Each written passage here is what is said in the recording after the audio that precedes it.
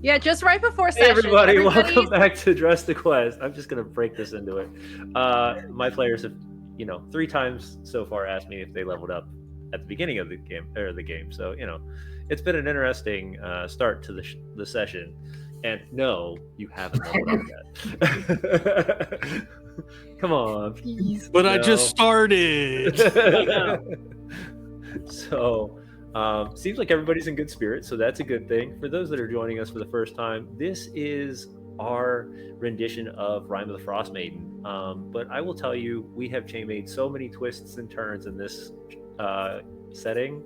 I don't really know if it's the exact same book that you would be reading in the Wizards of the Coast module, which is good because if you want to play it, I definitely recommend it. It's a fun little module.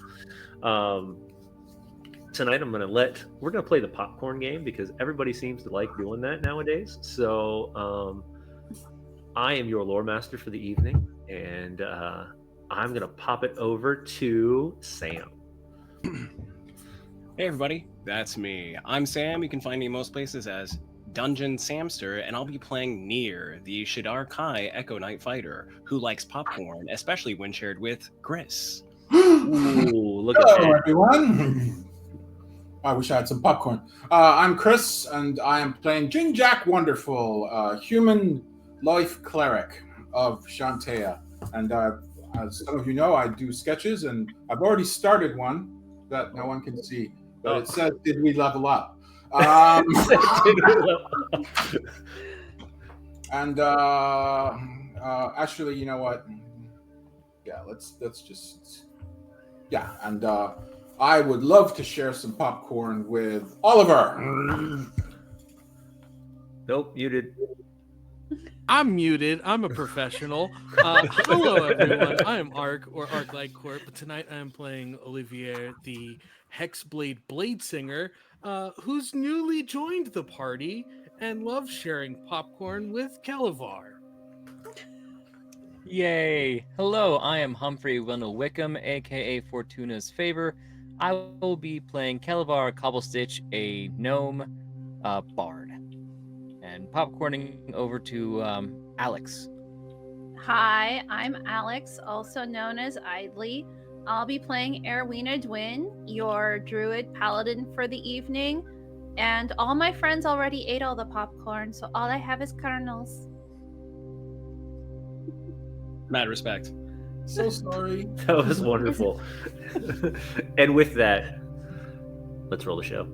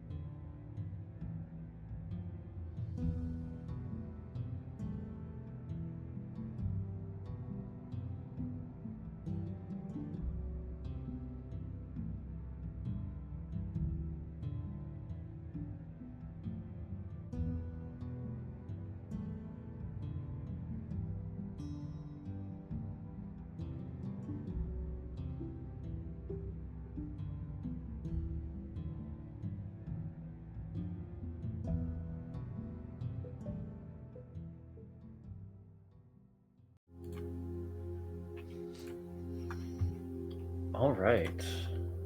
Move this over here.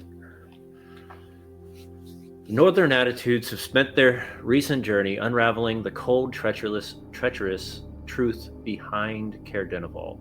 What began as a simple suspicion grew into undeniable reality. The town speaker was a fraud, propped up by the Knights of the Black Blade, a secretive organization whose polite manners concealed a fanatical devotion to a power far more sinister than its citizens had imagined. But danger grew beyond the citadel's walls. The Chardalyn Dragon remained uncounted for. Duergar armies marched under the name of Deep Dura, and 10 towns trembled on the brink of devastation. And even as the party prepared to escort Trovis to Brinchander, the cult's grip on Caer Dineval tightened like a frozen fist. Inside the citadel, every hallway felt staged. every smile rehearsed. The faithful spoke in careful tones, hinting at forbidden rooms and rituals hidden behind locked doors. Amidst these revelations, each member of the party found themselves changed quite a bit. Erowina stepped fully into her new path as a paladin, guided by both nature and duty. Jinjak became a healer of spirits and a quiet foundation of hope. Kelevar began shaping chaos into purpose, and Nier felt the weight of something watching from the edges of his dreams. And humble Trovis, with some truth, vowed to reclaim honor. And then something happened. As the party descended the mountain, twisted corpse-like creatures burst from beneath the snow, mutilated grotesquely in open air. A mysterious newcomer, known by the name of Oliver, revealed startling abilities: teleportation, arcane force, a thunderous strike that helped turn the tides of battle against the leader, Kadroth. The party uncovered a warehouse filled with these mannequin-like husks, hollow bodies animated by the same blue amulets they found within the citadel. The victims replaced, their identities erased, and the night's deepest secret was exposed. The showdown with Kadroth erupted in a storm of spell and steel. Erowina, with a quick guiding bolt, was able to open up the shadows, and as the battles clashed, Oliver's teleporting assault pinned them. Kelevar and Jinjak contained him. And when he went to flee, Erowina honored her promise of a chance, only for Oliver to Eldritch Blast the cult leader in the back out the door. Running to the keep, the Attitudes reunited with Trovis and met a new individual by the name of Avarice, a powerful tiefling mage with a complicated history with Oliver. With a gesture, she tore open a portal directly to Bryn Shander. And now the Northern Attitudes stepped from weeks of cold and conspiracy into the warmth and chaos known as the Ten Towns capital, into politics, danger, and choices that may decide the future of the Dale itself. It was there the party found the better luxuries within Bloodrill's snug haven, where each of them showed a side of themselves not yet seen to this day. In the end, they gathered their things, enjoyed the better things in life, shopped until they dropped, and then ventured to the slums to feed the less fortunate, only to hear a song of old, one that had caught our paladin's ears. And that's where we pick up as an individual in very humble clothing, plays a lute as he strolls through the crowd. It's as if the crowd itself parts slightly as he walks in somewhat of a trance, and he slowly gets closer and closer. And Erowina, what's going through your mind right now as this song is played? I think Erowina, as soon as she hears the song, it's like a look of recognition and panic, and as they're walking up, immediately will attempt to stealth. Okay, we're gonna start off with a roll. We hide from our problems here with disadvantage. This is fine. Go for it. Oh my god, she really does not want to be seen with an 18.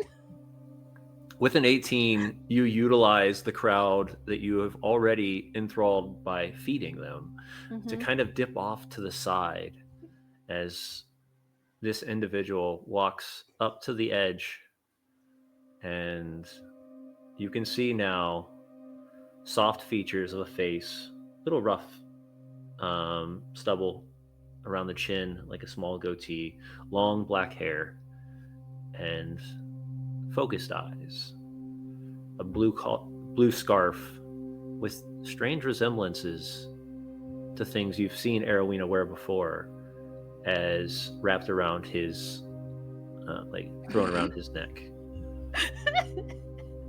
Kelevar, I saw that dramatic zoom.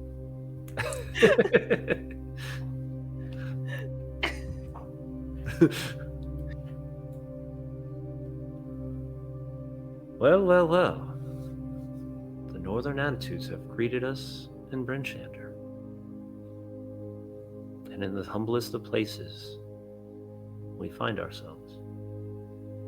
and his soft voice kind of just rings through the air.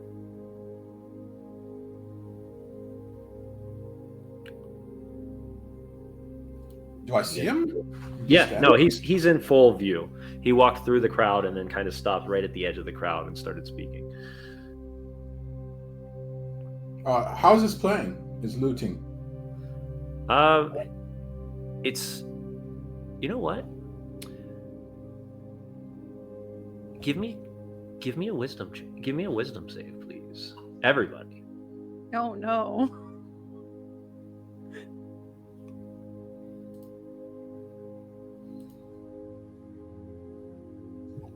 Everybody has quad advantage, correct?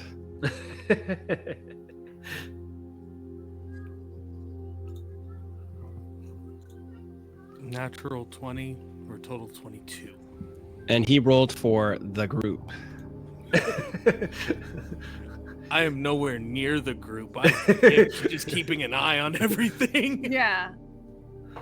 In true Airy fashion, she rolled the lowest with a 15. Okay. That was the lowest of everybody, was a 15? Mm-hmm. Correct. Wow. Need we read more? 17 for Jinjak. 18. Yeah. Shania Twain's That Don't Impress Me Much plays in the minds of all the boys. It's not that it enthralls you, but it is well performed music. But there's something in like the third or fourth chord that just catches you off, like a very small tinge of change has been made to a song that you have heard many a times. I will say though, because this is that song, there is that glimpse of a moment that happened so many years ago that kind of just sparks in your brain for just a moment. I raise an eyebrow and I say, "That's some fine plucking you got there, friend. You have us at somewhat of a disadvantage. You know that we're the Northern Attitudes, but who are you, if I might be so bold to ask?" Just a humble bard. No such thing. That's a load of horse shit. There ain't no such thing as a humble bard. Don't be shy, man. What's your name that I might tell others and give the accolades and say to others, "Oi, this fella plucks real nice." Oh, well, I very much appreciate it. My name is Reese. Reese. Reese String Plucker. But those that have traveled 10 towns might have heard me known as another name, known as the Hare and the Harpy. Reese the Hare and the Harpy. Erwina is so close to breaking her stealth and correcting their old band name. She's so close, but actually I'll roll for it. Go for it. That would bother the crap out of her. Have I ever heard of the Hare and the Harpy? No. Okay. I mean, you might have. No, because you guys made your own music in. I don't East know Haven. I don't know why I have a D4, but I rolled a nat 20 to just keep it together. Yeah. Jinjak doesn't really do music other than, spoons. And so I just kind of shrug and say, "Well, thanks for the playing. As you can see, we're just handing out victuals to these poor folk over here." Oh, no worries. Just figured I'd introduce myself, and it seems like you're doing some wonderful things here. Oh, it's mostly Erwina that's on charge of that. We're just along for support. Jinjak, from somewhere behind you, you just get a snowball lobbed at the back of your head.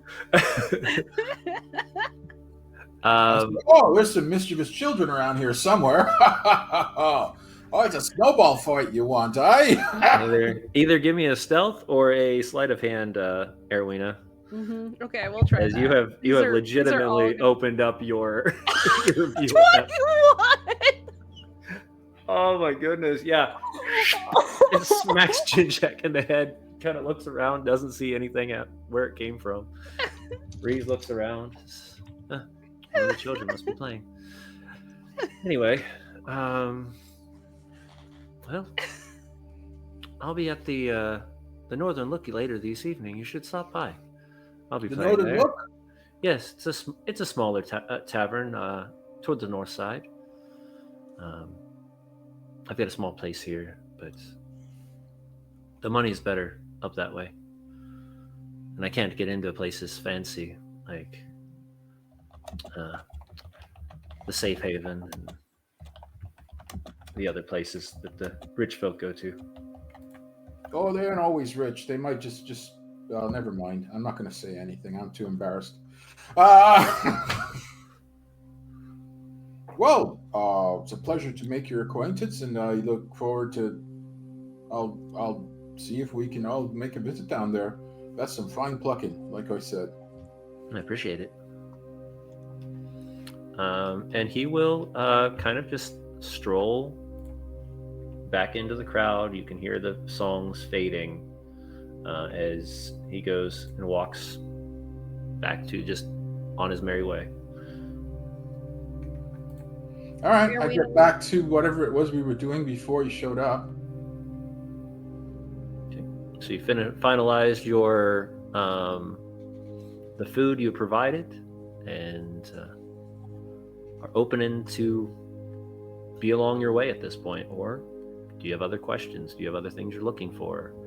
This kind of gives you that open opportunity to be around the town for a while, and this is a big city. And you're in the evening. I just look around for Arwina. I mean, I was just basically following her. Erwina's gone. Erwina comes back with another tray of bread to hand out. Oh, hi! I must have stepped away. She tries to play it cool. Oh, you missed the bard! Oh, darn! Yeah, I'm so upset. Yeah, he was quite the plucker. He was. He came rolling up here with his lute. Rather enchanting melody, I might say so myself. I'm sure he's quite wonderful at that. Nowhere near as good as Kelevar, mind you, but you know. Yeah. Did someone say near? And I re-enter the scene, missing the last session. I jump and I say, "My God, it's near." Erwina, you seemed all too ready to verbalize being bummed about missing a random bard for somebody who travels regularly with a specific bard. Yeah, no, I'm just so sad to have missed I don't know, whoever that guy was. I wouldn't know his name. Oh, his name's Reese. Oh, yeah, Reese. Uh-huh. Oh, he's playing at the Northern Look. The way she's talking sounds weird to everybody else, right? I'm not the greatest. I don't do great with social cues, but I've been hanging out with her very regularly for a while, and this seems different. Yeah, I'll just do insight. I'm just looking at Erwina. Let's see. I'll. Oh, sorry, I should ask first. May I do insight? Yeah, that's fine with me. Let's see, deception. I'll roll with disadvantage because I don't. Oh my God, we match. Even with the very the emotion that you can tell is very awkward on how Erwin is acting. Maybe she's just in a weird spot. Not really. I mean, you've trusted her before. Right. You trust her usually. So. It just looks like she's acting a little weird, is all it says. Are you all right? Yeah. No, I have a cold. Achoo. No, you don't. You're a magical creature. You don't get cold. Don't lie to me. I've known you long enough. A whole, 4 months? And I... Oh, what, 4 months? It's been a while, apparently. It has. Oh, it's true. She is immune to diseases. You were immune to diseases. That was just a guess on my part, but I'm pretty sure I've never seen you get sick or get a cold. Oh, I'm sure I'm getting a runny nose. I'm positive. Again, Fine. the way that she's saying things is just so strange. Everybody else is hearing that, right? Look, if Erwina has a runny nose and she says she has a runny nose, there's no reason to doubt her. Even though I can see from here that your nose ain't running, but that's fine. You might be feeling a little bit under the weather. I know I'm out of sorts after using that insane bath and then getting weighted on hand and foot. It's really very, very strange. So I understand, Erwina.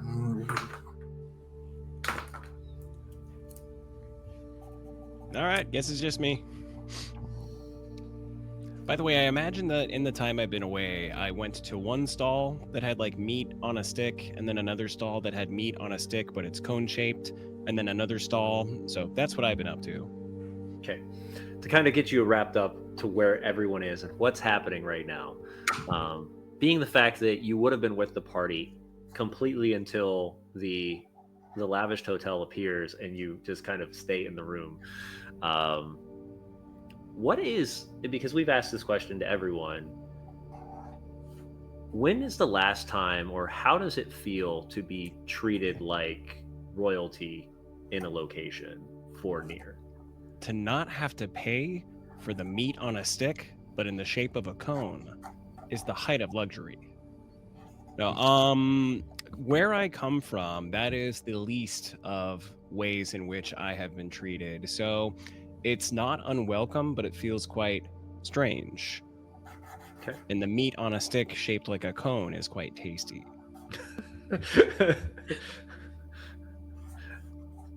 And you were one of the ones that, you would get your meal and then you would ask to keep the card and then you'd wait an hour and then you'd get your meal and you'd ask to keep the card.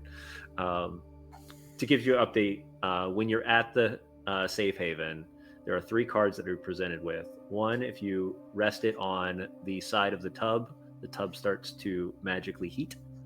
Another one, you have a plate where you can place the blue ticket, and the blue ticket will summon a servant to come get you food.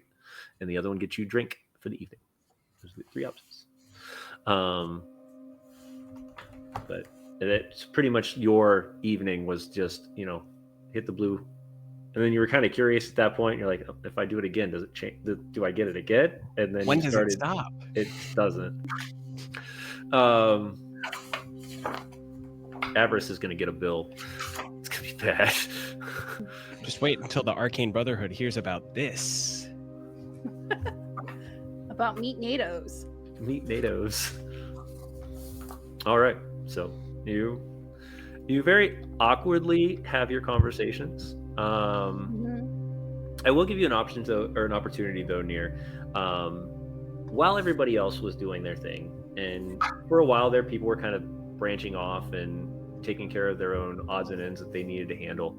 Is there anything that you would like to do or have done in the city since while they were out? Is there any shopping you wanted to do? Is there any resources you wanted to gather? Is there any information you're looking for? It's been about a month since I was literally jettisoned from Neverwinter to the tundra where I'm currently. And like a person walking through Costco with zero intent to buy anything, just trying samples, I quite genuinely think I'm just enjoying being in a city larger than one of the 9 other towns. Yeah, this is very similar size to Neverwinter. Mm-hmm. So you definitely feel more, I wouldn't say at home, but you feel more comfortable in the large bustling city. If I wanted to put a little bit of a spin on it, I think this is the first place where my infinitely free per day generations of a second version of myself I can teleport swap places with. Considering my previous line of work, I'm sort of experimenting with teleporting myself behind windows, onto roofs without trying to cause too much trouble, and sampling delicacies all throughout town. Nothing more, nothing elaborate. Okay. I'm caught up. Yep, you're good. And Calabar, I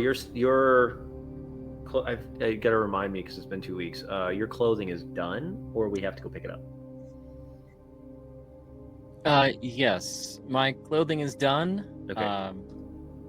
With it just being just straight up clothes, I had an idea to return and get the hat tweaked with a little more magically. Oh, that's right. Okay. So as you all meet up, Calabar does give that opportunity, or I will give you that opportunity to head back to Renderal's Emporium of Everything, where you can gather any sort of additional magical threads you need to build things, and as long as the coin is proper, of course. But otherwise, Let's see. you have the rest of the I evening did to send yourselves. you a shot. You did. No, I did send you a picture of what I had in mind for the hat. Okay. So just let me know what you think that's worth.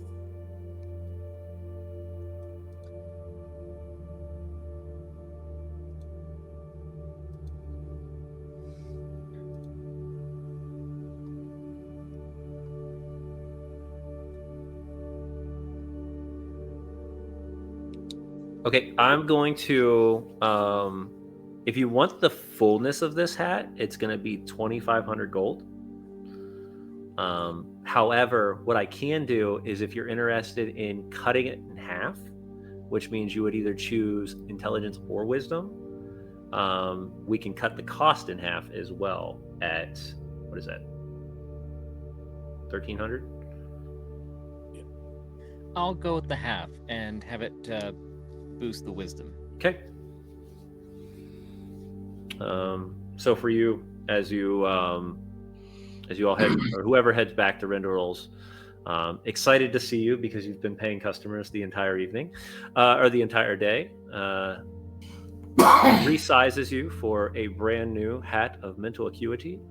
Only this one is only providing you with the advantage on wisdom checks, and he will not only size it to you, but also make sure that the coloration is just right with the rest of the outfit that you've already purchased.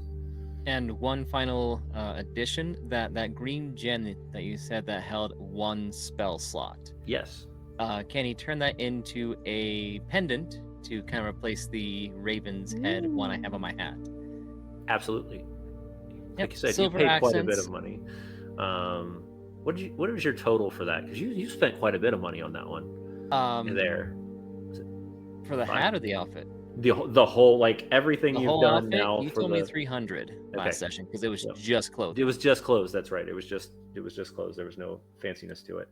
The underwear's extra. Not fancy? How dare you? No, it was Well, fancy. Oh, it was non-magical non-magical fancy. It was Erwina who spent like a gajillion dollars. Yeah, but also So, yeah, found out otherwise, that he Calabar's owned just gonna the go piece. on a shopping spree, perusing all the bookstores. He's just gonna be like he's in Barnes and Noble. He's gonna be there Okay. for hours. I don't think I've gained a single goal since joining this campaign, and if I had any, I would spend it on meat sticks. Oh, all right. There you go. So you can spend the next. What's Sorry, that? I hate to interrupt. Just what Sam just mentioned. We did the loot split last game as well. Yes. So you're not broke. No. You have, I think it. Can you double check? Anyone remember how much it was per? Total, you spent. We figure it out later. The bag held 2,500 gold pieces, a 500 gold piece, or 500 gold gem, and an assortment of other gems worth 1,500 gold.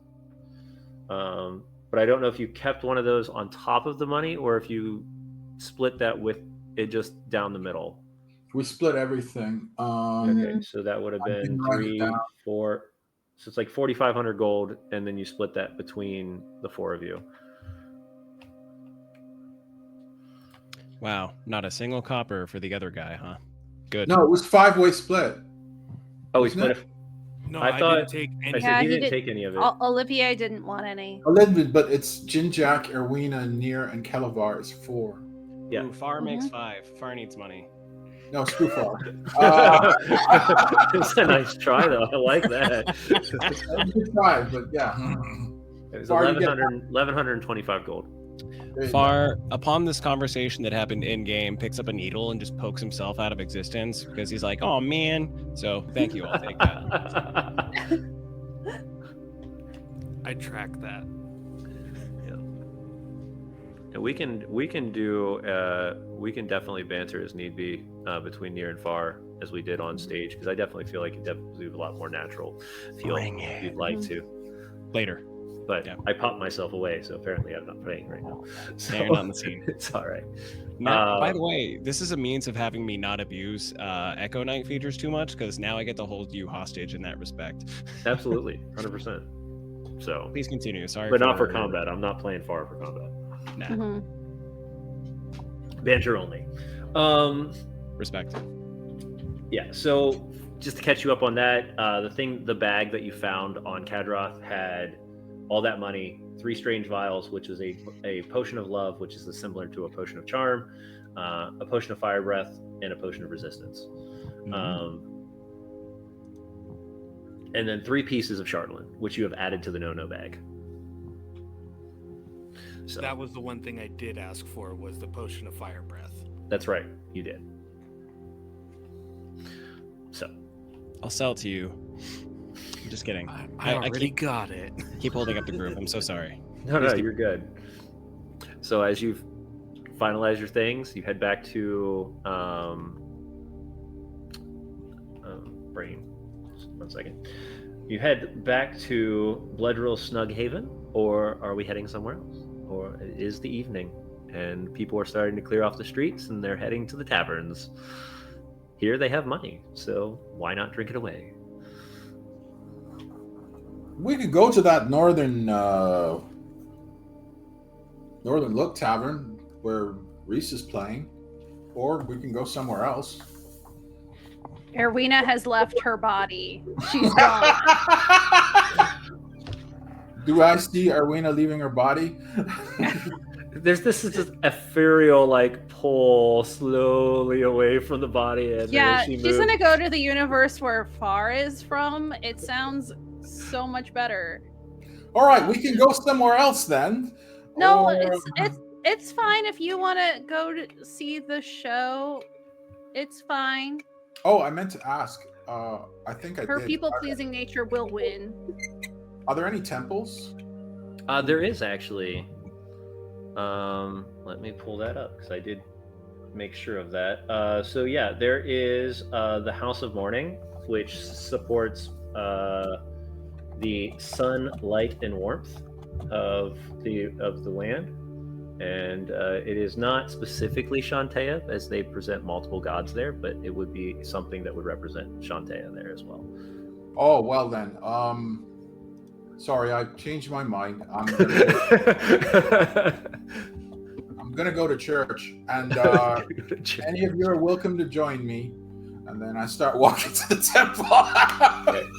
Not expecting anyone wanting to join me. Yeah. Now, mind you, this is on the northeastern side of town. It's going to take you a while. You guys are in the southern portion of town, quite farther closer to the gates of the southwest gate, because of the fact that is where most of your refugees are being stored at the All moment. But so it's going to take you probably an hour to walk. Look, none of you have made an offering to the gods or to nature or anything else, so I'm gonna go do that. Or I don't know. Don't give me that look. I don't know if you make offerings or if your life is an offering, Arwina. Come on. But I'm gonna go make an offering. So if anyone wants to come along. I'll come along. Thank you, Olivier, sorry. Is it all right if I just call you Ollie? Whatever makes you comfortable, Jinjack. No, it's what makes you comfortable that matters. I've been called things from arrogant to zealous. Anything that makes you comfortable, friend. I'll call you Zealous then. You can call me Wonderful. Wonderful. That's my actual name. Anyone else? It all starts with little pet names. It's fine. Yeah. Yeah. All right. Off I go. Off we go. So as Jinjak, Oliver, and Near walk north towards the Morning Lord, or the not the Morning Lord, but the House of Mourning, and we split the party. We're going to have to move back and forth for a bit. Kelevar and Erwina, what are you doing?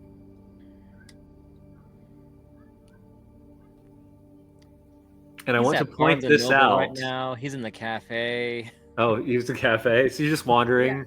Yep. He's eating like a pumpkin loaf.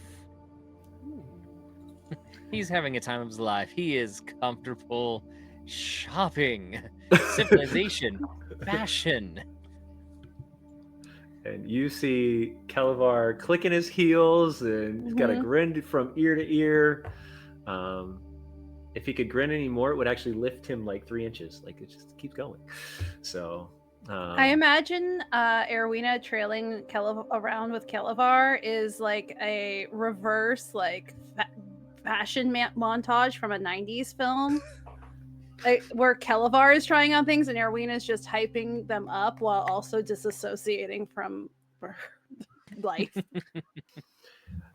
And we're going to dive into that in just a moment, because not only does that give you that disassociation portion of it, but it's also interesting that you and a bard are trotting along together.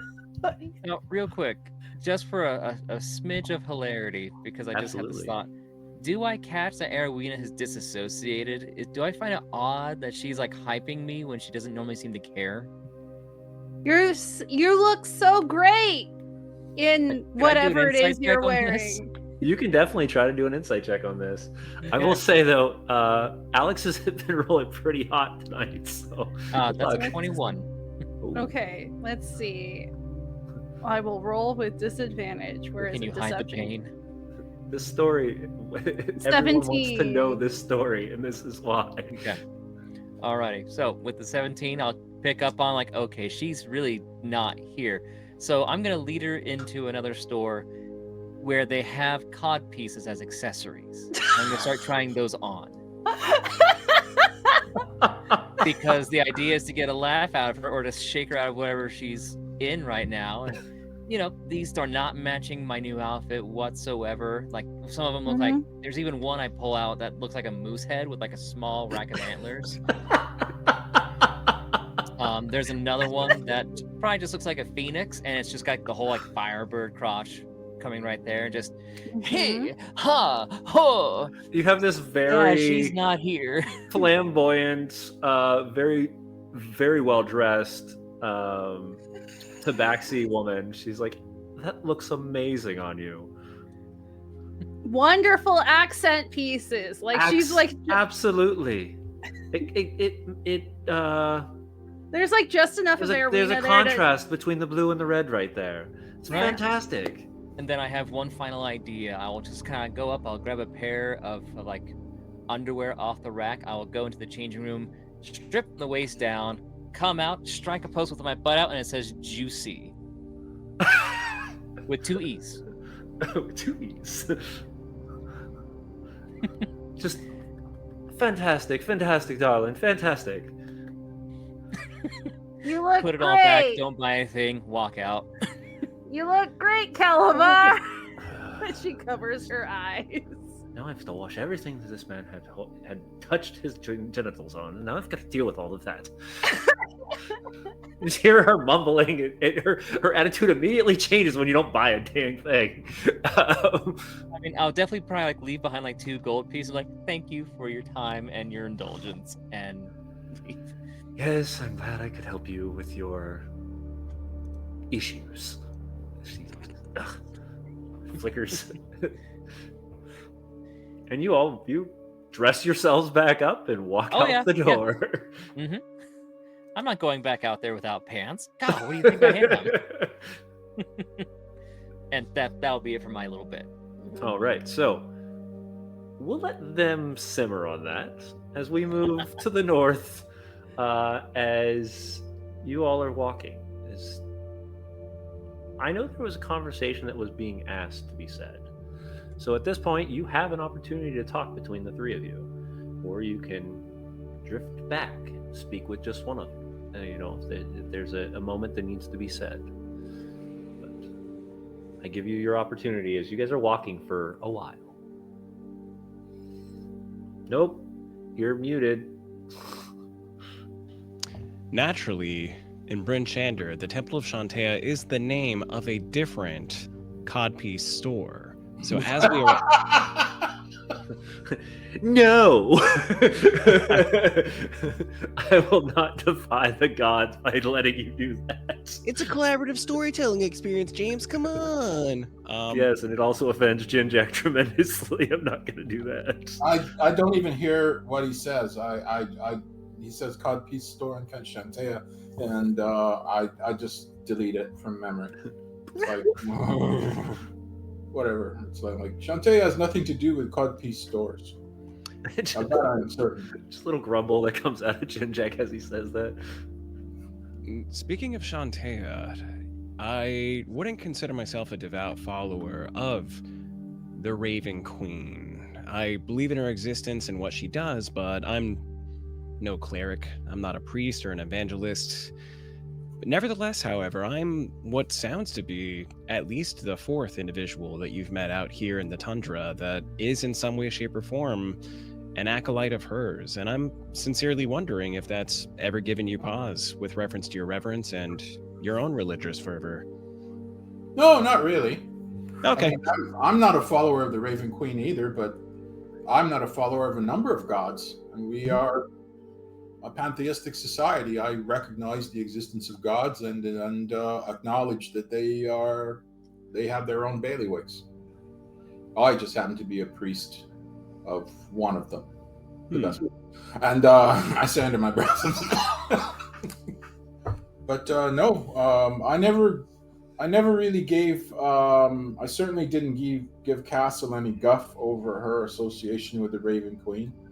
I know when Benji wanted to join up, I cautioned her because it was clear, at least to me, that Castle understood that the Raven Queen didn't love her. And had a complicated relationship with her god.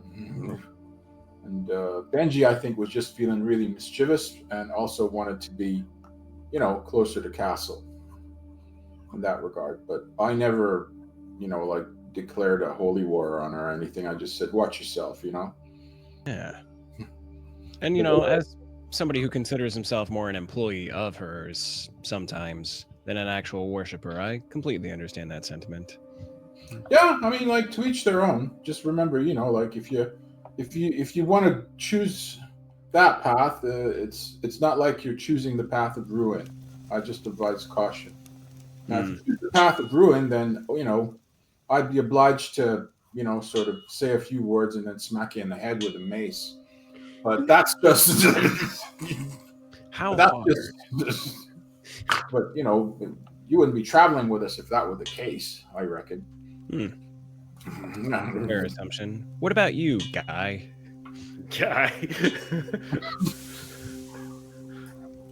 Near, we've exchanged names like 3 times up to this point. It's kind of upsetting.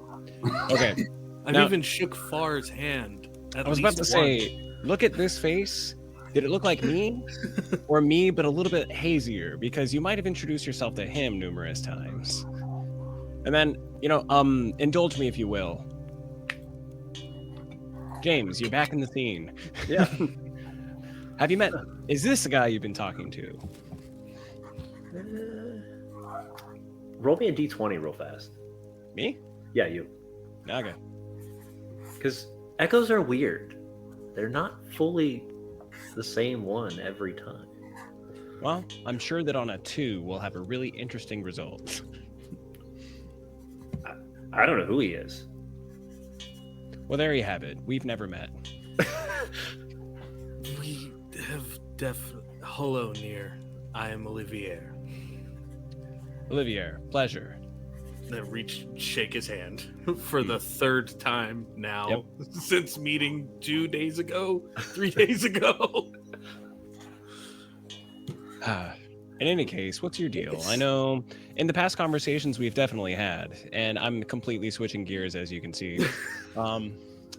we haven't exactly, and your motives are your own, but outside of the reasons for which you're traveling with us presently, what do you stand for? Like, as we walk to a temple at the moment, like, what drives you? That is a very deep question for people newly minted together, especially after you all have been together for 4 months, you said earlier, Jinjack, and none Well, of you had I believe ever that was asked just to a read jest. his book. I actually don't know how long we've been together. But for think quite some time. I've been here like a month. We've all had associations on varying times. I am or was the new guy. No, you're still the new guy. Yeah, that's fair. Wait, you're the new guy. You've existed for like, I don't know, 20 seconds. Here, but there I wasn't. Hey, can you go get me a meat stick? Yeah, fine. I hand him a silver, watch him walk 30 feet away, and poof. Silver drops. Yep. I clock the distance again. No, there are a plethora of things that move me, inspire me, allow me to continue on whichever path I choose to walk down. And speaking of paths, have we arrived at the temple just yet, or are we still meandering through the large city? You're meandering through. It's where you're at is more the market area, so you're kind of having to weave through a little bit more of the traffic that is still out there, but you're approaching very quickly. And Can I every once offer in a while you to- pass a guard or whatnot. Yeah. Can I offer to Olivier a chance to possibly incite me as a reaction to reading my face with reference to his words? I don't think Olivier is concerned with your opinion of him. Excellent.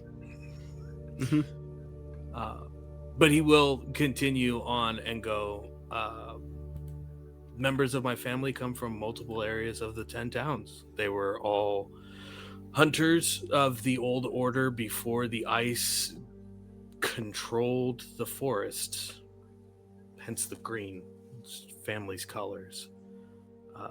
We never changed it to blend in with the rest of the environment because it felt almost honor bound to what once was. Mad respect. And at about that time, you start to see the House of Mourning, a large cathedral with stained glass windows presenting the different gods of health and light. But not just gods, the symbolism of it, the sun, the stars, the moon, a fire, an ever-burning fire. And at the top of a large stone stairway up to two double doors, a pyre is lit, kind of, you would have to walk around. And even in this darkness, it glows very, very brightly. Genuflect before approaching the pyre. Mm-hmm. And this place is pretty fancy. Oh well, it's a big town. I shouldn't be surprised. I walk in. I walk around it. And go Okay. inside. You walk in through the double doors. You're placed into an area that looks very much like a normal like a sanctuary would, with a bunch of pews, and it's interesting because after you get past that point, it's just a platform, and you can tell the reasoning behind that is that there's so many faiths here that are being presented that there has to be a place that everybody can present here within Bryn Shander. And you're starting to see, as you walk in, though the outside is presenting light and the eternal fire and life, the inside is a mixture. It presents all that they see within the Pantheon. So you do see symbolism of the Raven Queen. You see symbolism of Auril. You see symbolism of other gods that even within your religion portion or your history, you maybe know the symbol, but that's about it. Is it an old place? It's a very old place. Oh my goodness. Erwina should have come. This is like some northern history here. Oh well. I'll walk over to the. Are there any acolytes? Anyone attending to this place? Non associated dressed. You do have people just in robes that are kind of cleaning and taking care of things. You can see it in the evenings. This place is pretty empty. I'll approach one and I say, "Sorry to bother you, friend. I was just wondering if there was a place to make offerings." Oh, offerings to Shantea. Oh yes. Well, for me, I won't speak for my friends here. The Earth Mothers, and they kind of take you the way it's built. So what you didn't notice is as you step up onto the platform, there are two stairwells that kind of go down behind it, and each one is a small shrine of each of the gods that is represented in this area. Oh, I turn to my companions and I say, "Something for everyone, I reckon." All right. It's like an big city, and they all will say faiths. it's because of the city itself as a place where we take on all who come here to the capital. We felt that it was appropriate to do the same thing here. Though some believe that we should not honor all the gods, those that are of power believe that all of the gods have a place. I shrug. I said, "Well, thank you very much." And I pull out a bag of coppers.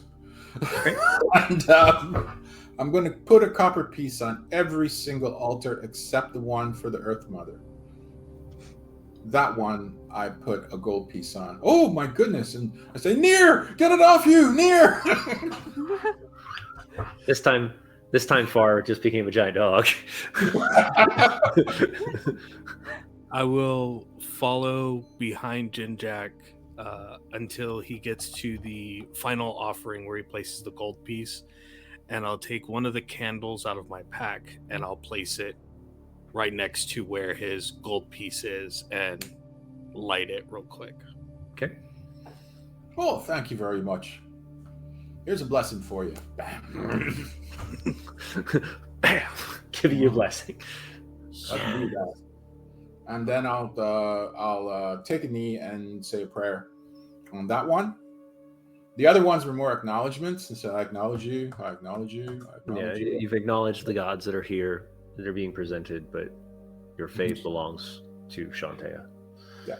I would like to speak to one of the other roaming all faith acolytes there. Mm-hmm.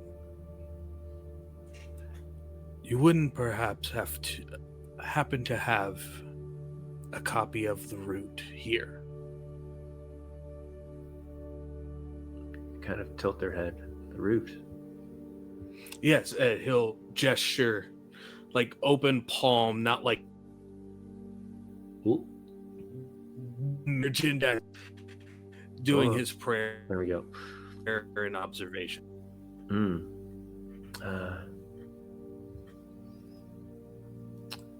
I'm gonna point this one back over to Jinjak. Would other people have a version of the root in this area? Or would you consider Shantea's devote to be very close knit with the root?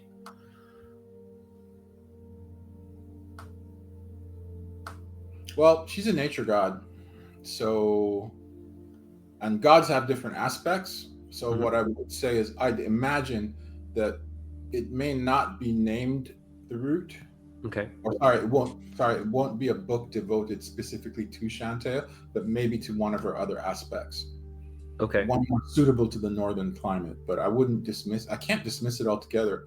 Jinjak does not know if another Shantan has been this far north. Okay. Right? Like Yeah. Shantae is very much worshipped in the Tithirian Peninsula down in Right. Valley, miles and miles south.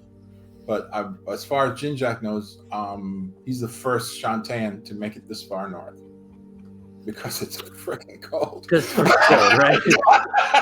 So I will give you the opportunity then, Ark. If you can choose rather to roll, or I can roll. You can roll a religion check and see if it is here, or I can just roll a d20 and see if it's here. Your choice. I think it'd be better for you to roll for it. This is some of the messages and stuff I had sent you previously. Mm-hmm.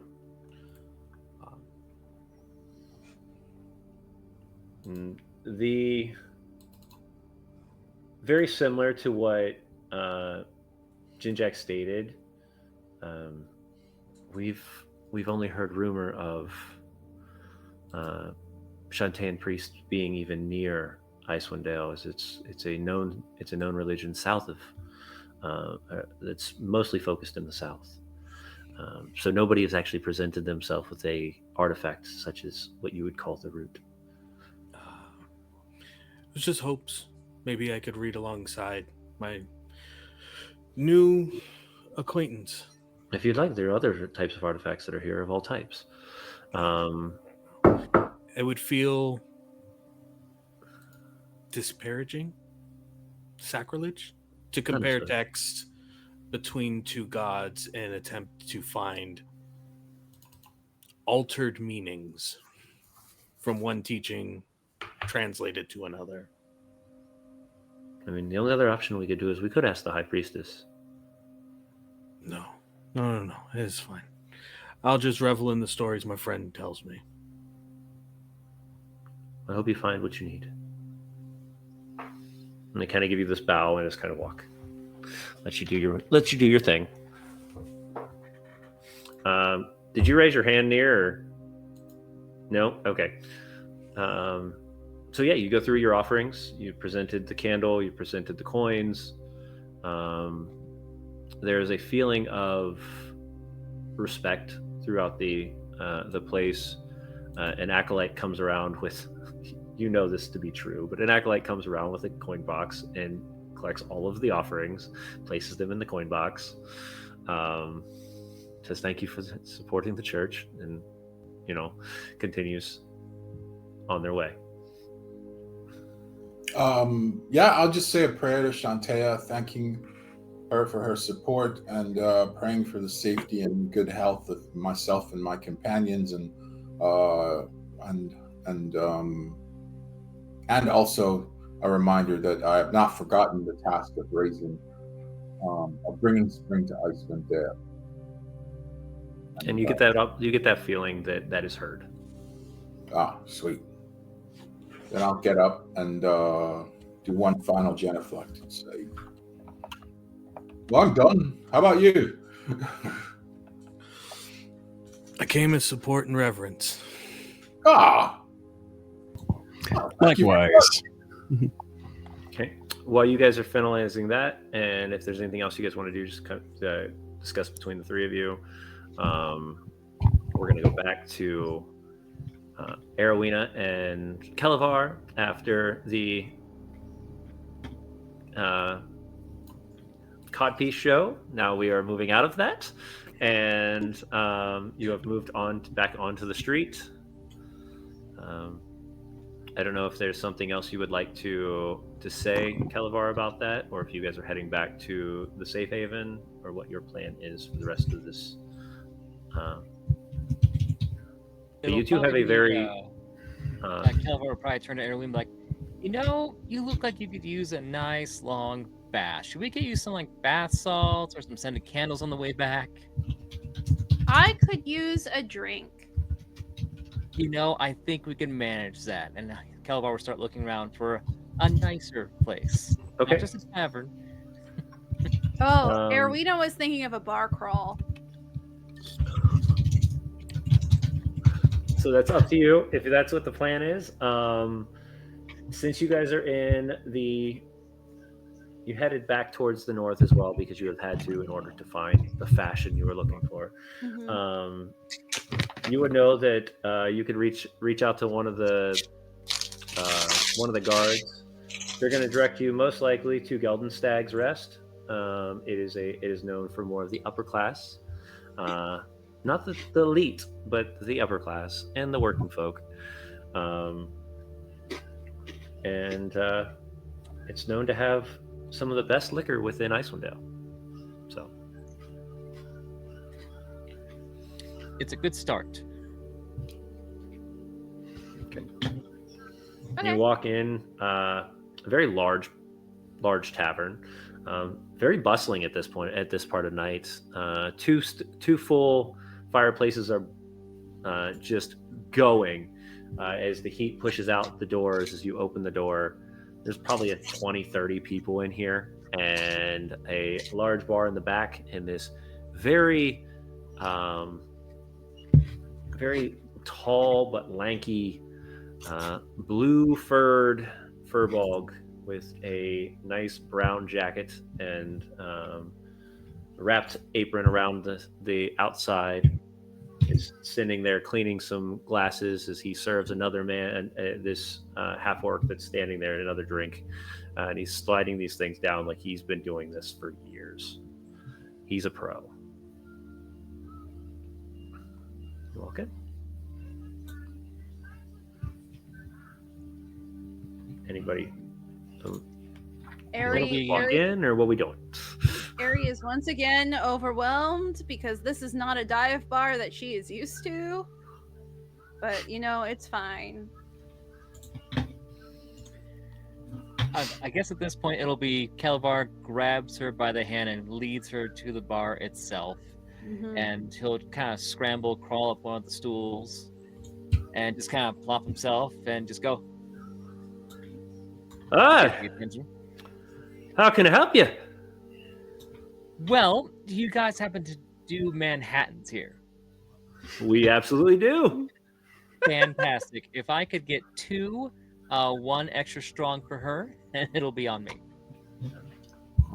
All right. Sounds like y'all are here to drink.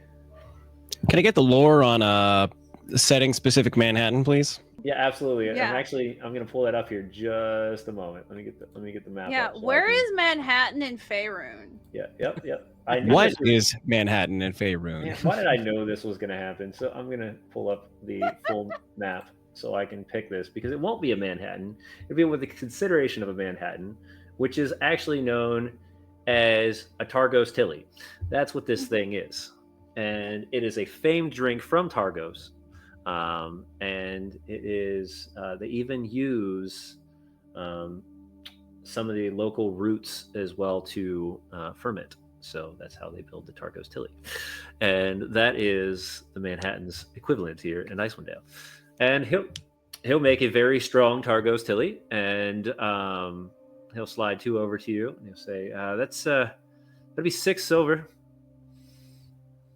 Alrighty, because I just have 1 gold. Just slide it there and be like, and you can keep the rest. We'll call Oh, it. wonderful. Start. Appreciate it. Make sure we keep it flowing all night if that's what you're looking for. That might be a possibility.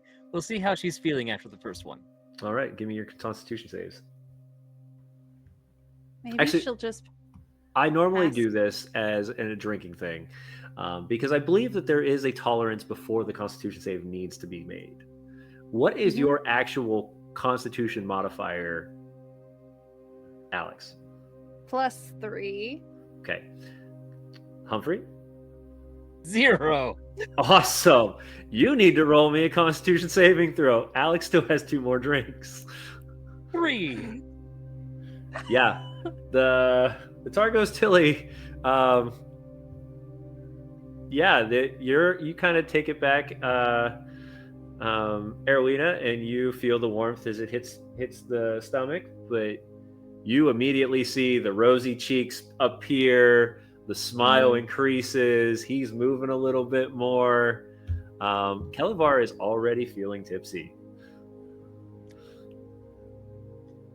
Time to make some mistakes. This is gonna be fun.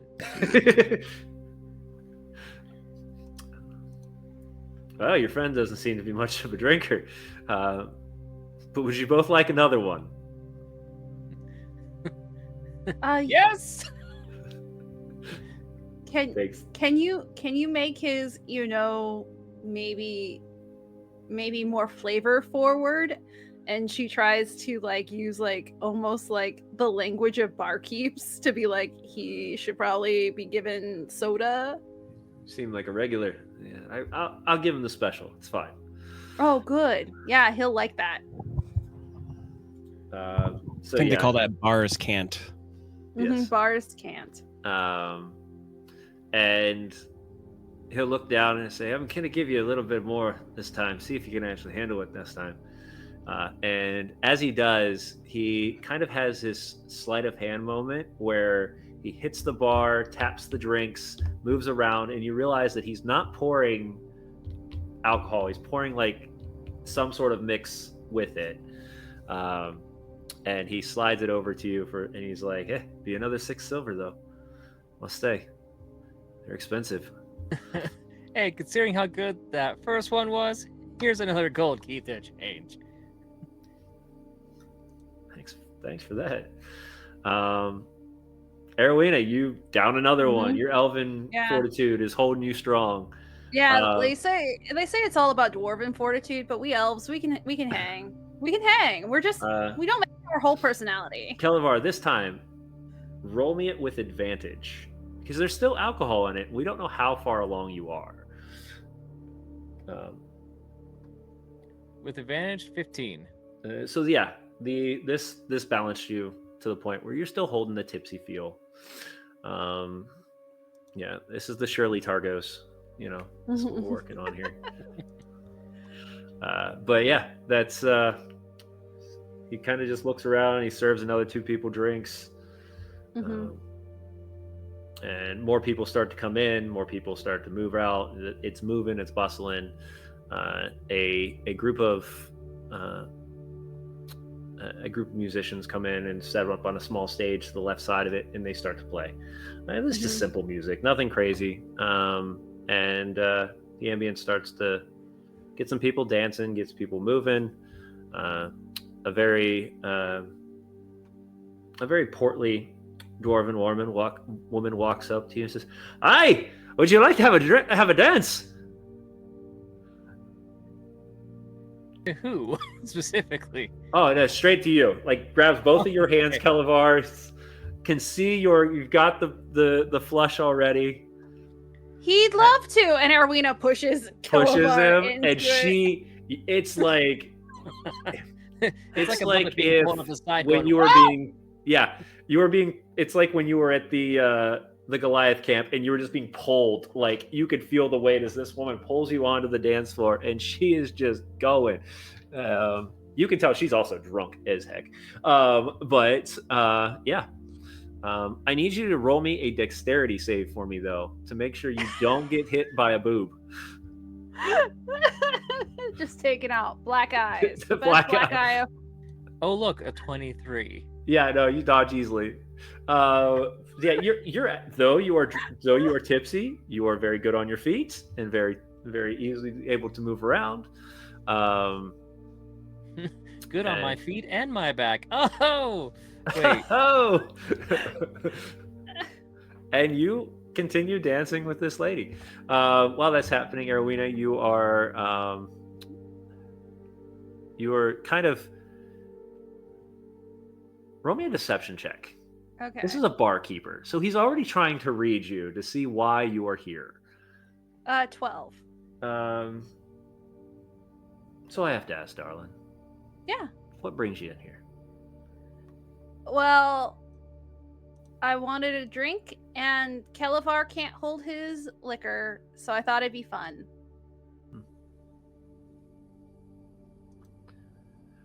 You can't bullshit a bullshitter. I am painfully aware of the business. I used to run tables up in Cairconeg. Oh. And now I'm here. It's very strange to be on this side of the bar. Do you need help busing? And she has already started collecting things to make No. You're a guest here tonight. You enjoy yourself. and keep an eye on your friend. It seems like he's found one of the regulars. She's a handful. Or 12, it seems. I thought he was going to get a black eye right there for a hot second. She's got some pretty good dancing moves. I will say that. Mm-hmm. Would you like another drink? Yes, please. Absolutely. Would you like a double? Yes, please. Absolutely. And he doubles up the Targos Tilly. This one is strong, so I will have to ask you roll a Constitution save this time. While these are going on and you're having the conversation with the bartender, Kelevar is dancing with the Dwarven lass. The three of you are finalizing your respects at the town of mourning, or the house of mourning, and you're greeted one last time by each of the acolytes that are in there.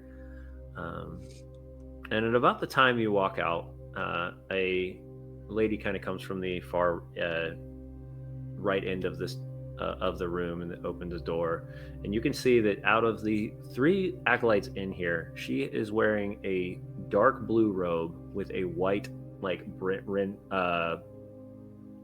what do they call it? Like collar that wraps all the way around the robes. But she's just walking, and she's kind of doing her own little thing as well as you guys were heading out. So I don't know if any of you noticed it, but that's what was happening. So for one, I think the term is collar. So you nailed it. Yeah, I thought it was collar. I mean, that's how it is for like martial arts stuff, but I couldn't think of it if there's another name for it. So I'll give her a nod as I go by, respectfully. She nods to you, and you can see she is very gray. She's like this gray hair, but she's very, very pretty looking. It's definitely in her older ages. I'm idly humming a tune that I've heard since coming to Bryn Shander that has to do with the Battle of Manhattan. Back when those barbarians tried to come and destroy 10 towns. That fateful battle at Manhattan. That's all I got. Fateful battle at Manhattan in your head. Yep, that makes sense. Outside of Targos. Outside of Targos. Yep. Mm-hmm. On the hills of Manhattan, outside of Targos. So should we go and find the others? Arowina did seem really perturbed. Oh, you never know with her. She's always kind of going through metamorphoses. I'm starting to think maybe she's going through another one, but I don't. She can take care of herself. I wouldn't be too worried about her. Oh God, she's with Kelevar. Yeah, let's find them.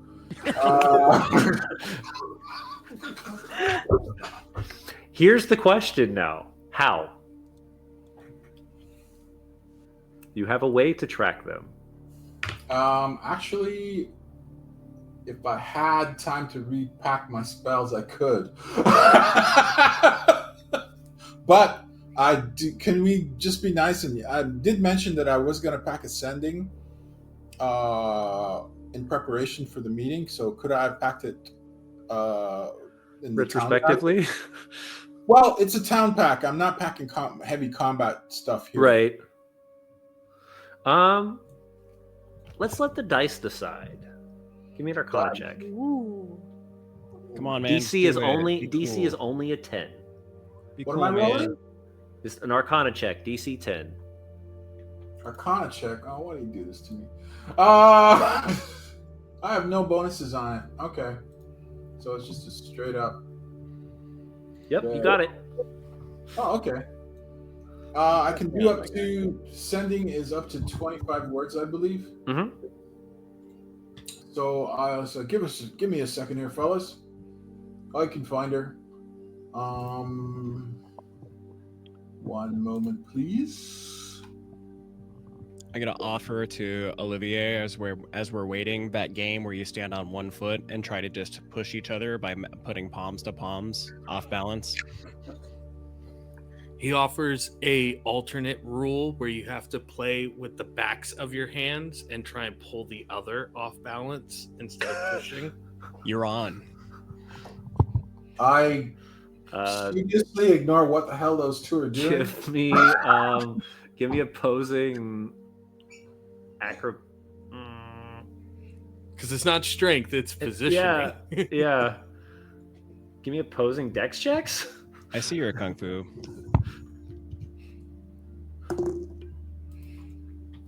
18. Who doggy? 18. Stalemating. We're perfectly still. There's there's a moment where you look over Jinjak and you see both of them, and neither one of them is moving at all, and it's just like two statues. Tension behind their hands. Sweat. You could just watch the vibrating of two hands pushing very hard against each other, but the entirety of both bodies are just still. That's an extraordinary. Well, I'm a farmer. I understand what roosters do. But I don't say anything. But I don't say anything because I like them both, and I'm sending a 25-word message to Erwina. Oh, let's hear this. Erwina, what did you get on your Constitution save? 6. Okay. Just remember that when you get this message. Okay. I'm not going to write it out. I'm just going to say, "Hey, Ari, we're done at the temple, and we were wondering where you are." I think you can reply. Hang on 1 second.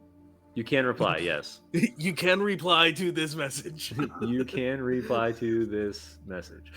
Assuming that you're fine, and I imagine that you're probably in better shape than Kalavar, then could you let us know so we could meet up with you?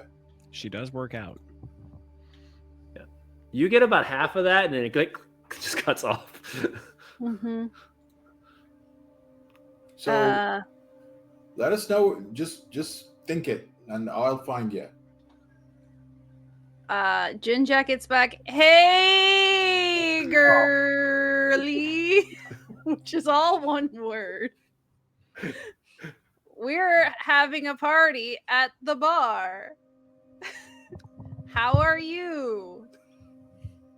They serve a drink called a whatchamacallit. You got like 7 more words here. I don't even remember what the bar's name is. I figured as much. Phenomenal. Erwina says, I don't remember the bar's name. Jinjak, be careful. Those are loaded. You hear, Jinjak, B.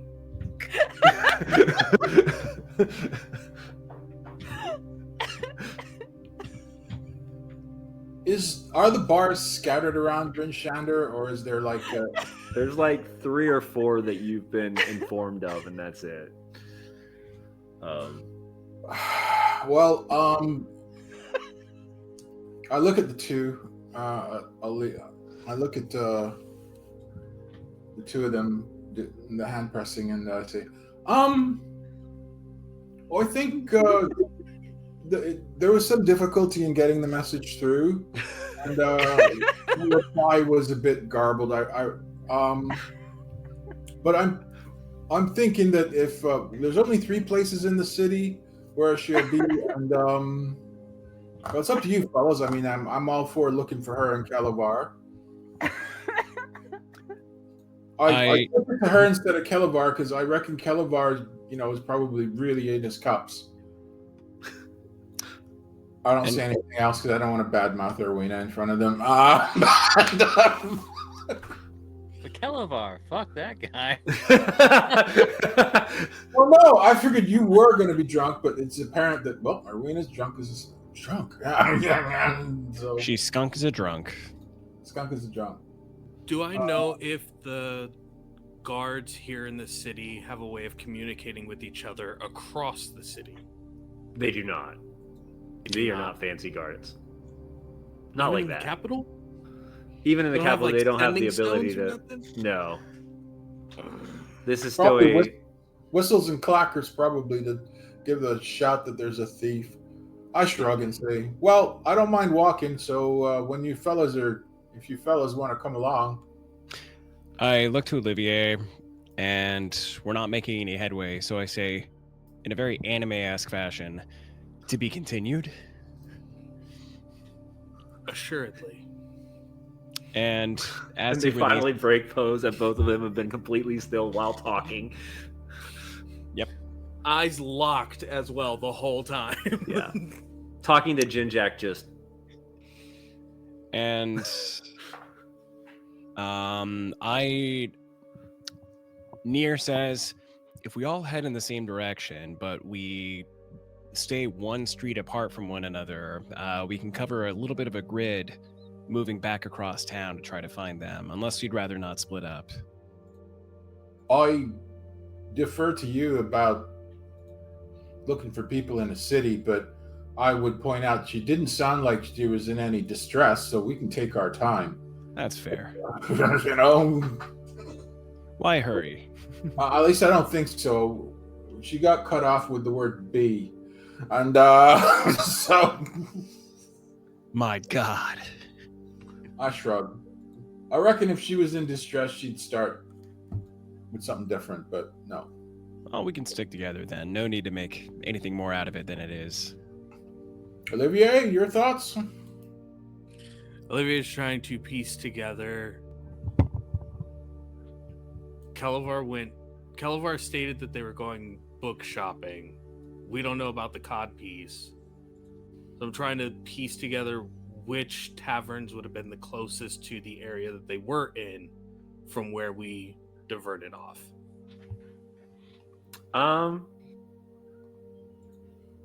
Give me either survival or history.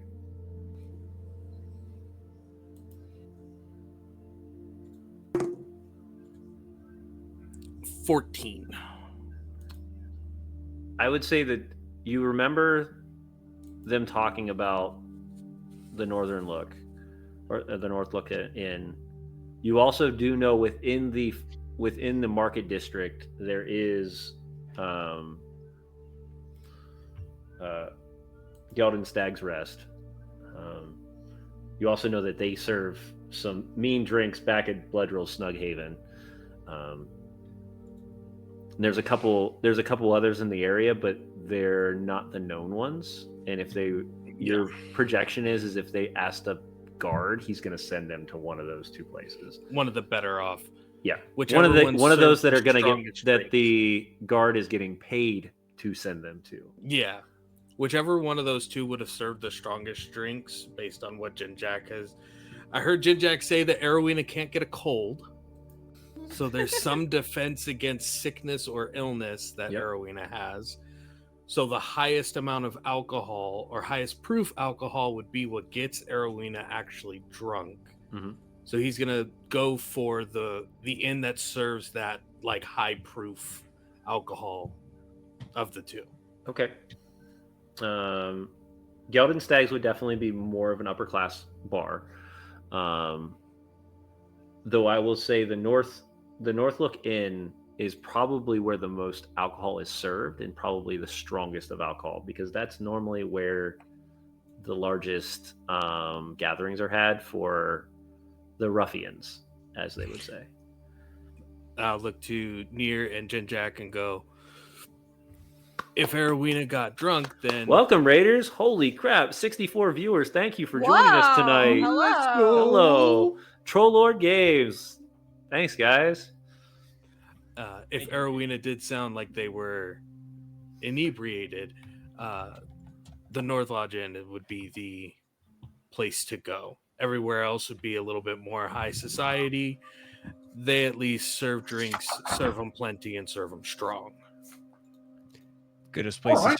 As good a place to start as any. Jinjak, you were saying? Mm-hmm. Lead on, Sir Olivier. All right, so we've chosen which place? Because I heard multiple names. The North Lodge. The North Lodge? The one that's the most people... Most popularity. Yeah. Got it. And with that, we're going to spin back to Geldon Stag's Rest, where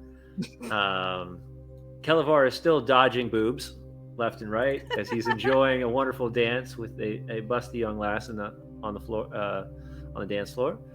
And Geldon Stag looks once again at you, Arowina, seeing that you've now gained a little bit of a slur to your words.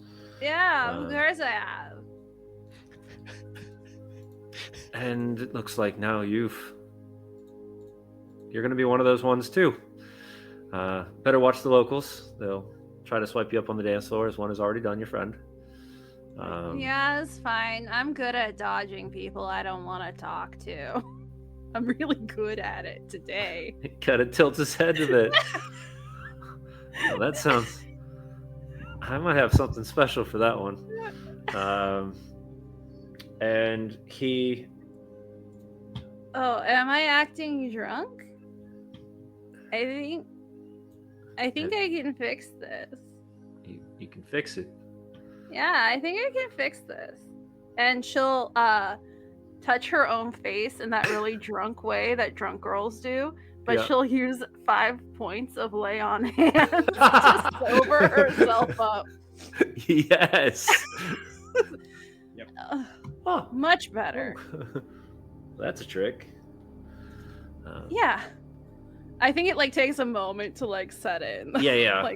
The warmth kind of slowly starts to pull away from you. The coloration of the cheeks comes back to normal. And you feel as if you did when you walked in. Maybe a little lighter on your feet, but... Yeah.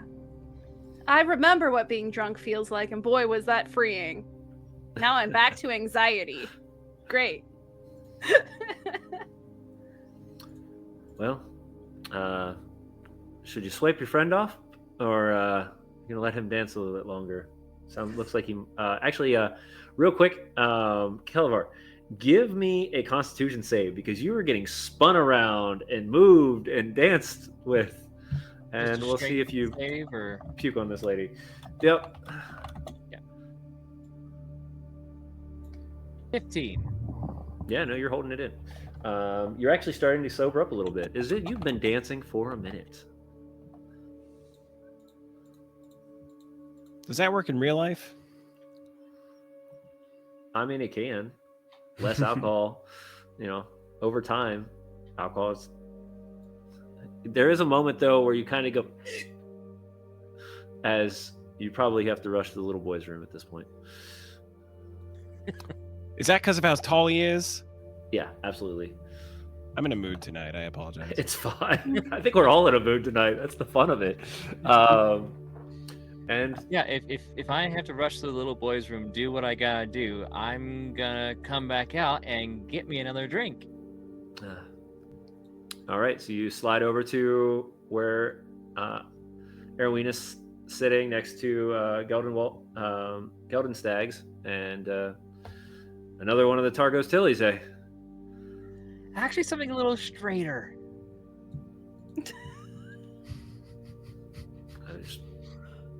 Just some straight root liquor, huh? You got any sand keg? I've not heard of that. Must be something you find out down south. It's wonderful. It's kind of spicy. It's got a good kick to it. It kind of numbs your face. I get just the thing. Awesome. He reaches down to a unnamed bottle, pours it about this much. You get a small shot glass, and you can, as it's being slid over to you, you immediately smell the proof of alcohol that this thing is. It's gonna burn, just what you asked for. And he grabs a moment. He's like, hold on 1 second. Maybe I forgot one thing. He reaches down. He grabs a small bottle of cinnamon and taps it on the top of it. There. Now that's what you're looking for. A little bit of spice and a lot of burn. Oh, you should set that on fire, she says very helpfully. Cinnamon will sparkle. Oh, will it now? That's how we do our mulled wine back up at the hook, line, and sinker. Ah, it's a way to do it. Sadly, I mean, unless I light a candle or something, it's not gonna. I don't have the magicalness of some of these other places around here. Calvar's just gonna get it, take it back, and just slap another gold on the counter and walk off. All right, yeah, give me another Constitution. Back to the lady. Goes and finds his dance partner again. I'm gonna need another shot. This is like Erwina's nightmare. She has to be social. She's not allowed to help tend bar. This her goes ex on is for a somewhere out in the while. town. While is a this is terrible day. happening, the three of you are walking through the alleyway. And I need all three of you to roll me perception checks, please. As you're walking down in between buildings and heading This is towards why the we should have market split up. district. 13. 17, and a really cool result from Chris. Dirty 20. All right.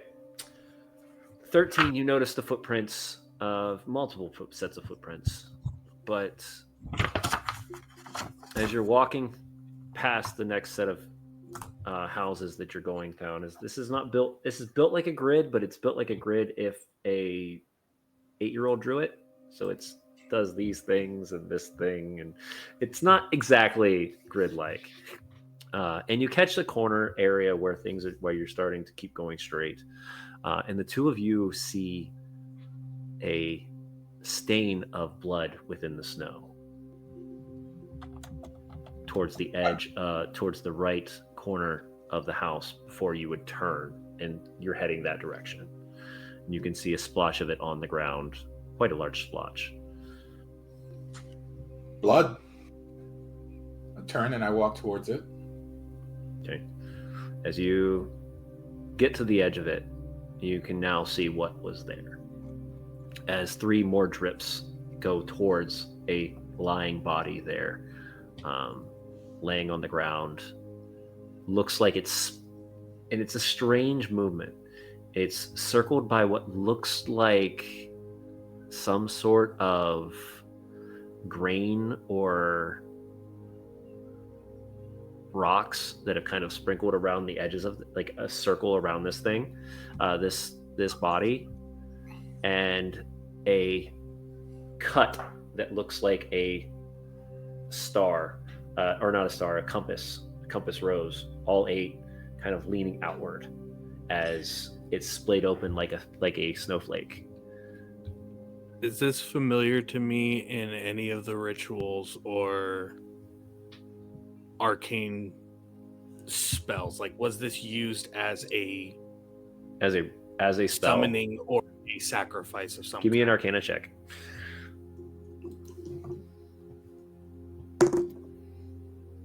Uh, 19.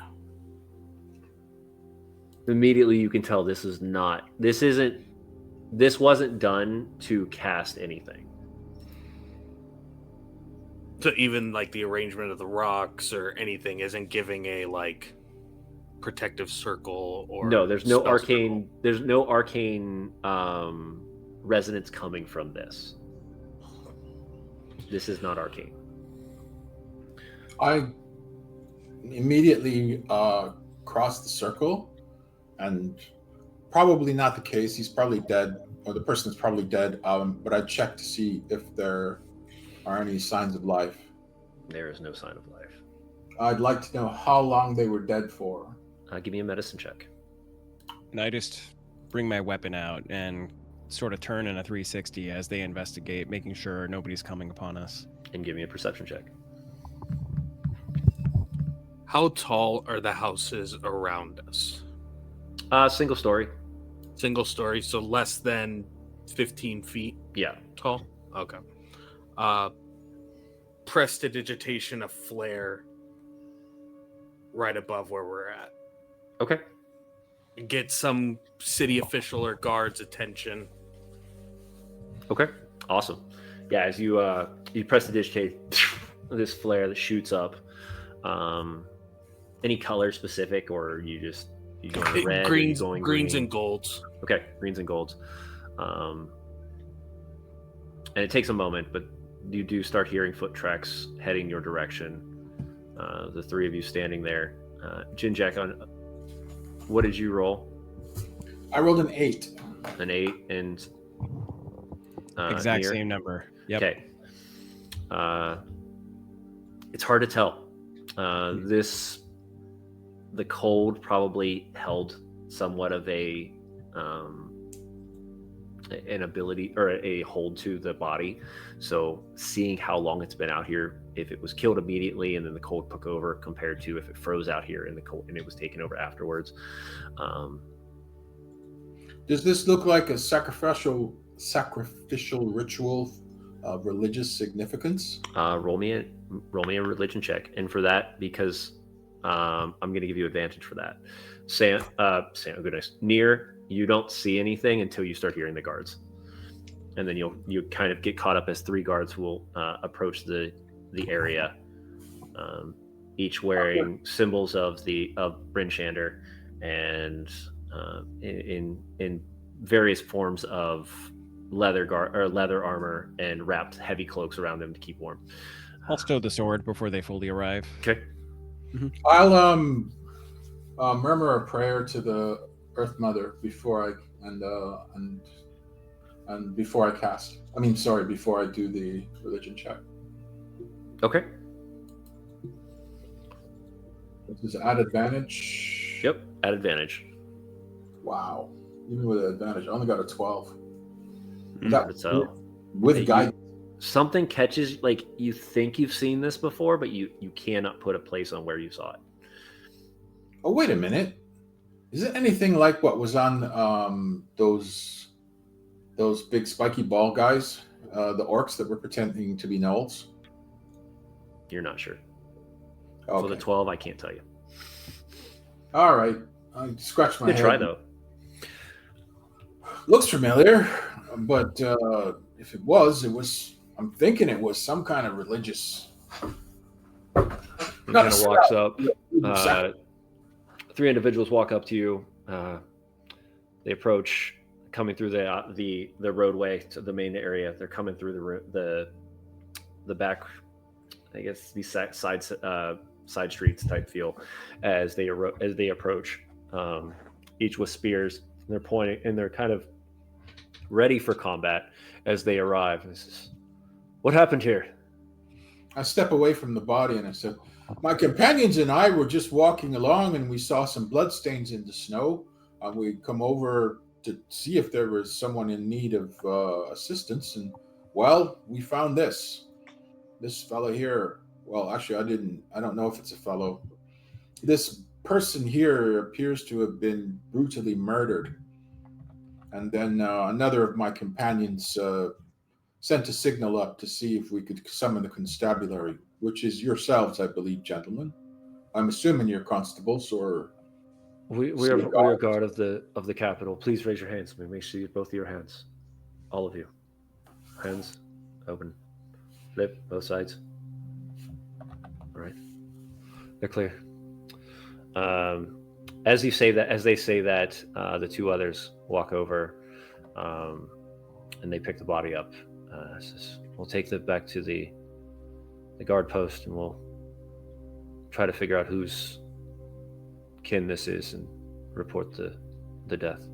No magic was reaction. done. What was that? No magic was done. This was not arcane in nature. Were you the one that sent the flare up? Yes. I do appreciate it, but we'll handle it. It's fine. From your reaction, am I to ascertain that this isn't the first time this has happened? No, it's not. It's kind of why we asked you to see your hands. There's somebody's gained some notoriety around here, known as the Cold-Hearted Killer. He has a affinity for this specific show, is how he says. He's a sick man. He sends you notes or Yes. messages. Yes. Oh. And the idea of, a snowflake flayed person surrounded by food, and you watch as he picks up the body and 2 black candles are sitting underneath the body. Does this ring a bell? Give me another religion check. All right. Any advantage or just direct? Sure, why not? Thank you. And I say another prayer. Bam. 21. Okay. 21, you immediately... It's like, once you saw the candles, it immediately registers. When you were in East Haven, when the Arcane Brotherhood acolyte Dazan was burned alive at the stake, there were 3 requirements for a sacrifice for Auril. Do you remember what those were? No. Blood, Mhm. heat, and food. Ah, And right. you notice that the circle around it is not pebbles, it's not grain, it's crumbled up rations circled around it. Would I have known that from information from the people that I... No, because the Arcane Brotherhood doesn't work well together. So the person that so died, this it is a did- different it did person. eat it This was out. not dispersed, no. Okay. All right. So this is the same sort of nastiness that was going on in East Haven. Those... Someone has taken upon themselves to be the... They believe, at least the rumor says, is that this man believes that the goddess is still angry and without a proper sacrifice which has not been presented here at Bryn Shander, is at least not in his eyes. It's the 3rd one this month. If I recall correctly, it was Arwina that performed the ritual to appease. Yes. Right. Okay. Oh no, they think I'm going to kill people. No, you did yours to appease the Frost Maiden, if I recall. Okay. Mm-hmm. Before the 3 of you leave, did you happen to see and gives a brief description of Erwina and Kalavar? We're gonna let the dice decide that one because there are guards everywhere. I'm gonna roll a d20, and anything above a 15, I will give you the answer. Otherwise, no, they have not seen these 2. Fair? And that is a 2. Absolutely not. I'm sorry. You know, we just picked up our shift. We've been out maybe out here for more than about an hour. Perfectly. We were lucky we even saw the flare. We were just getting on shift, but we're glad you did. And like I said, we'll handle the body and report to Ken as need be. They start to be careful around here. We still have yet to find out even who he is or where he comes from.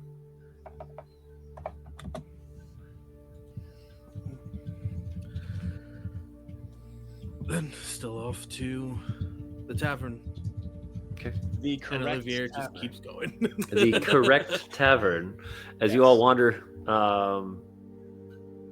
wander, back, the 2 guards pick up the other body. They take the 2 candles and for evidence and head back towards the main area of town, where if you continued to direct to the main, if you would think of like this as a compass area, the actual axes, you would have seen them kind of break off with another set of guards, and those would take the body back to the guardhouse rather than them specifically as they are on shift.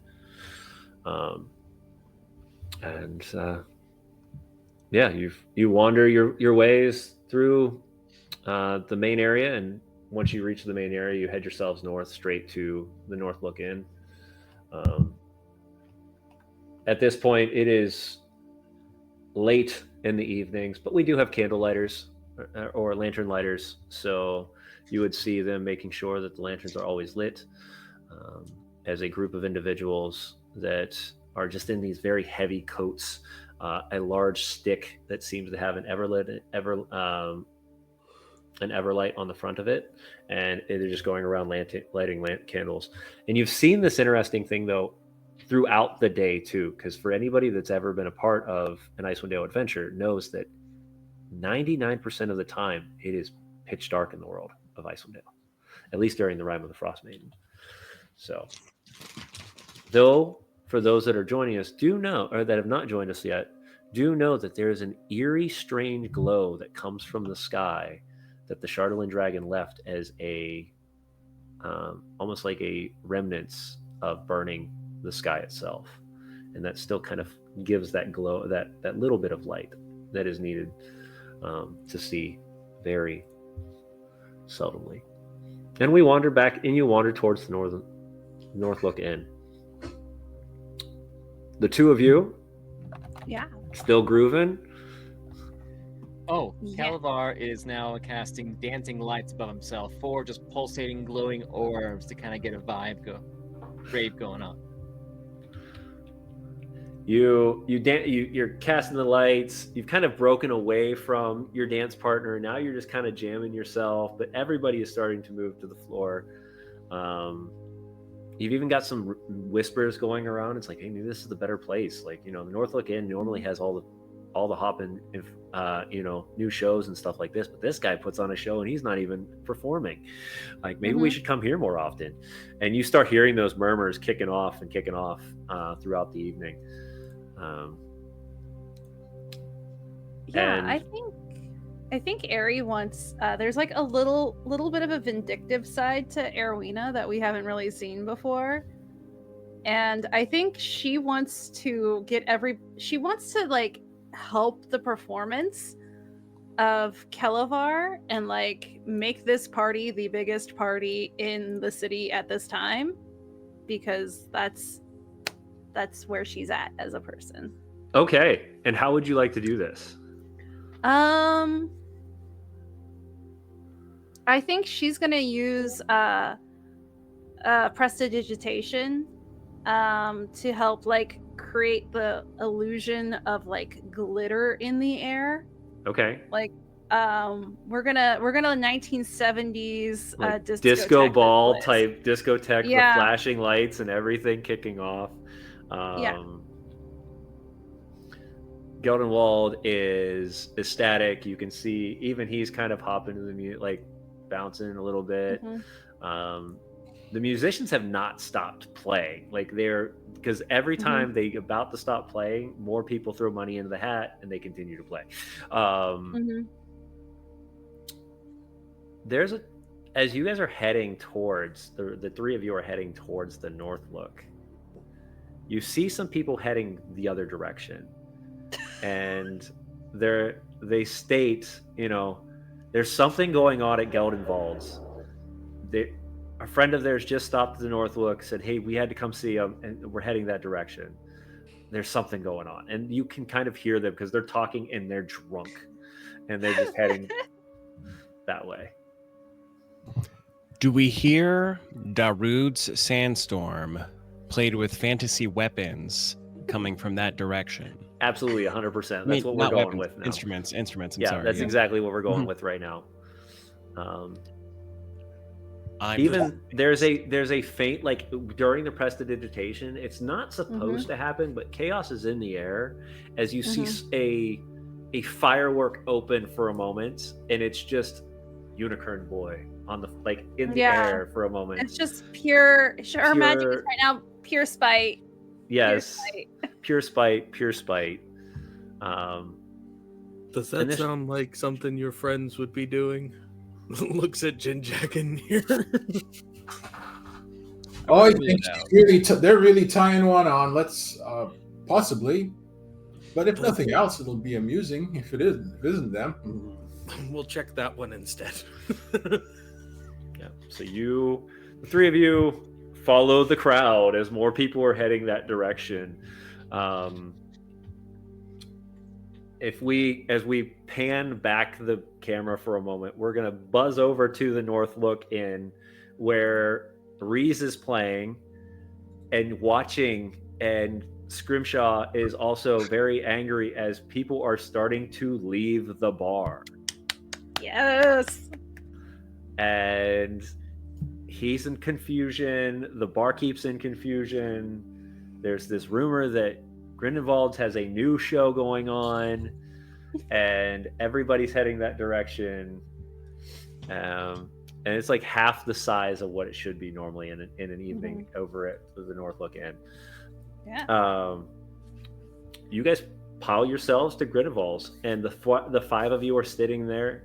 You see this spectacular display of lights and sounds and music and fireworks that shouldn't be inside, along with a very, very busy Furbog bartender who's sliding drinks up and down the bar, making his Tartco's Tillies, making all sorts of other drinks.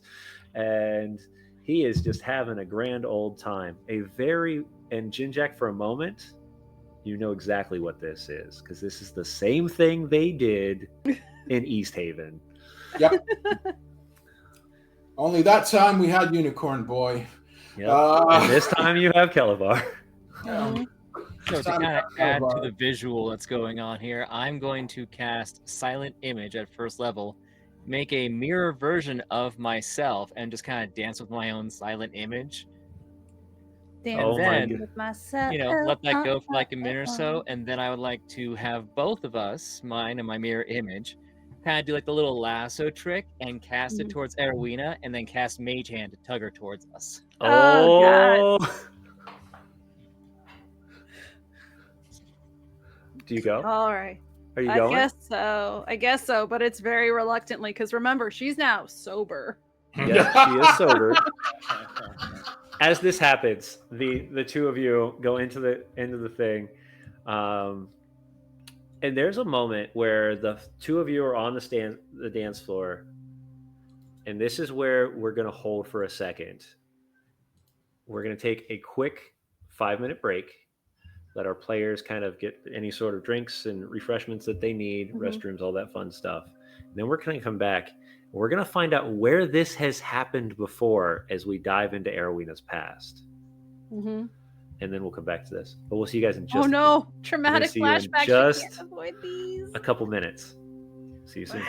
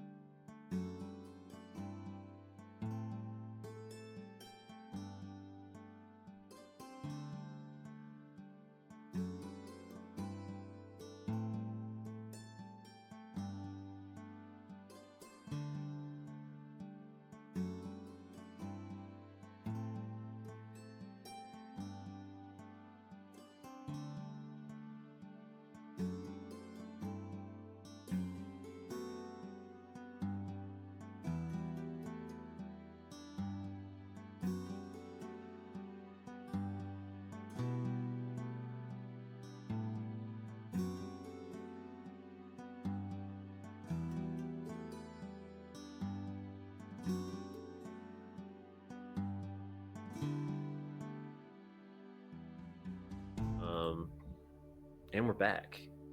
As for those just tuning in, they're having a good old time tonight as they are sitting in what was the second most known bar in Bryn Shander and have now made it the most popular bar in Bryn Shander as of right now. And, but as I promised, we're going to dive back a few years. As Kelevar starts pulling the strings to pull Arowina in to dance, Arowina's mind kind of drifts. Mhm. Where does it drift to? I think it drifts to at first, the hook, line, and sinker, and it looks almost exactly like when Jinjack first came to Icewind Dale, because he'll be the only one with the point of reference. Like, it is a dive bar at the root, like the top of the world. It is not a fancy place. It is a place of drinks and sometimes loud conversation. But in Arowina's mind, it goes back to a time when she was younger and almost somehow more hopeful. Like, she does a great job right now of putting on that sense of hope and earnestness, but that's because the earnestness is real. The hope is what she is hoping for. And to see a better tomorrow. Because what other choice do we have? But this is like almost a lighter, easier. Oh, we're back. There we are. I don't know what just happened there. Oh, That was a spike. It was a peekaboo.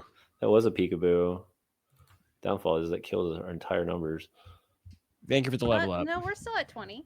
Okay, there we go. Yeah, there we go. Yeah, rolled a natural one in broadcasting, that's for sure. That one hit hard. The sound crashed on it, and then when I tried to refresh the sound, it completely broke everything. I was like, "Ooh, let's not do that no more." All right. So you're back in Caer Denival at the hook, line, and sinker. Yeah, Caer Koenig. We're not Caer. Yep, Caer Koenig. My bad. Yep. It's okay. I didn't name these towns. And I know you probably didn't either. I didn't, but and they mixed. They're literally back to back. So that's what happens. So yeah, you're back at the hook, line, and sinker. It's back before it was rebuilt. Yeah. And she's doing what one would imagine Arowina has been doing her entire life before her grand adventure. She is serving tables, but there's almost like a hum to it. Like, she's creating like a world within her own head. There's music flowing like as she's like putting things together. And there is a younger version of Reese there. Okay. And she's they're playing back and forth almost as she's working. He's got his lute out, and he's kind of like keeping up with her as she's like almost like stream of consciousness singing to herself. Yeah, so there is this melody that's going back and forth. And would this be the first time you two had met? No, they were friends since childhood. Okay. So this is like a well-oiled machine at this point. And Reese pulls out a journal, and he is writing down basically her stream of consciousness into that journal as lyrics. Okay. As well as helping with the musical side. Because for one, Arowina cannot read or write. Yeah. And he presents these, he takes those moments of consciousness and the hums, and he starts to place words to them. And the town, or the bar, becomes alive. It becomes more enthralled. It becomes more excited. One talent that Reese has had since as long as you've known him, and you've known him since he was a kid, is that his words actually can push emotion. There's something about what he Mhm. does that just rings to the ear of to the mind of a person. Mhm. And you guys are bantering back and forth, and there's this calm melody and softness the in the air at the moment. Um,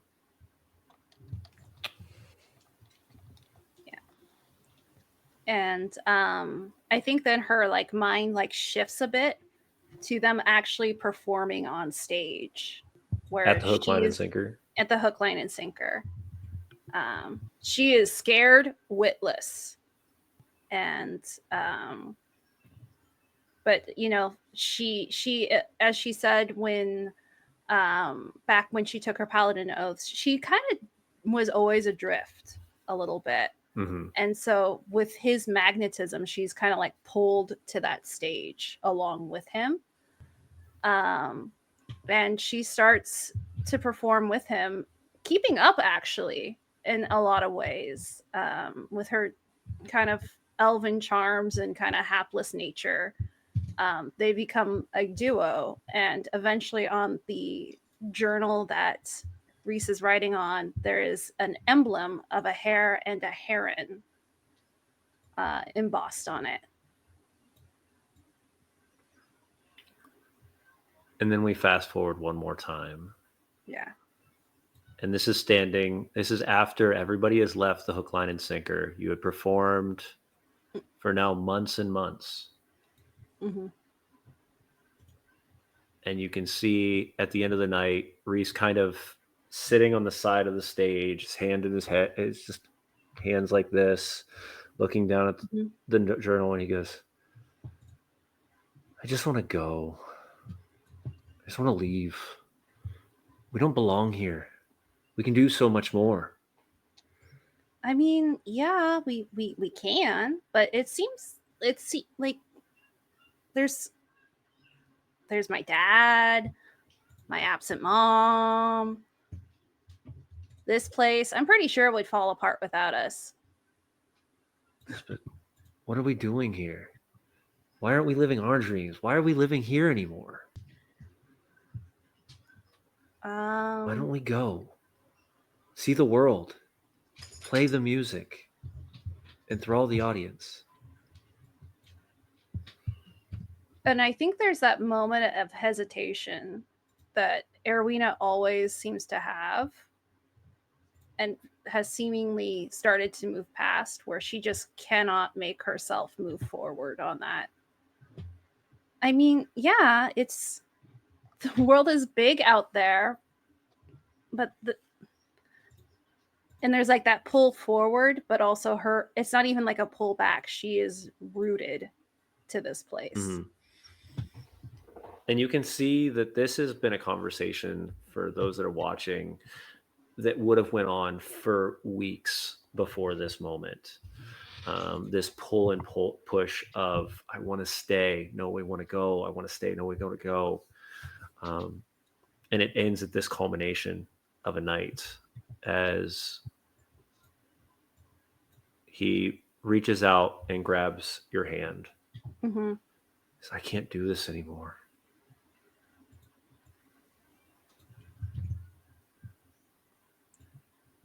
We need to go. We need to show people what we can do.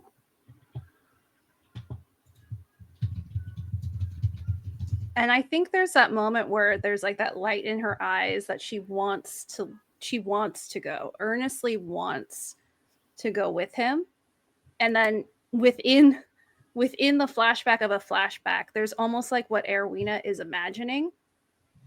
Her life would be outside, and it's always going to be second fiddle. It's always going to be the part of the muse. She is always going to be telling somebody else's story, and that's not the path that Erwina is ready for at that time. And that hesitation, that moment where you do feel that happen, he just leans in and he gives you a kiss on the forehead. He grabs the notebook. Mm-hmm. and he walks out the door. This is the last time you had seen Reese. Mm-hmm.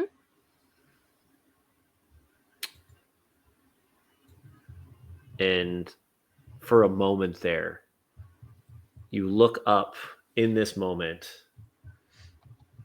and you see the banner that you two drew together on the wall. Mm-hmm. Only this version says something different. It says the hare and the harpy, not the hare and the heron. Ugh. And you kind of shake yourself out as Kelevar's still doing his little pulling you in. Mm-hmm. And you see, Kelevar, she just drifted into nowhere. Like her brain was not there for a moment. Yeah. And as that happens, as you start seeing that pull, the three of you bust it, like walk in. And you can see literally Kelevar doing this as Arowina's very hesitantly walking. And disassociating. And this place is loud. Seems we found them.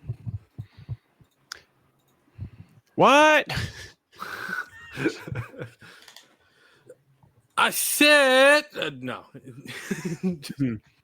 Looks back over the rest of the room. Does it look like everyone's having a good time? Does it Everybody look is like having a good time here. Or... Give me a perception check. I'll let you see that. 21. 21. God, that sounds like my kid. With a 21, you would see a couple older people, the curmudgeons, as you would call them, kind of over there, like, the kids and these loud music, and I can't stand it, like with their beer in their hand, and they're just kind of sipping on it. Mm-hmm. We just want to be here. It's a calm bar. It's just have fun. Not supposed to be all this loudness. These two people from their outside towns, they come in here, they ruin the bar for us. It's like 3 or 4 of those guys that are sitting on like the edge of the bar, but other than that, everybody else having a blast. Okay.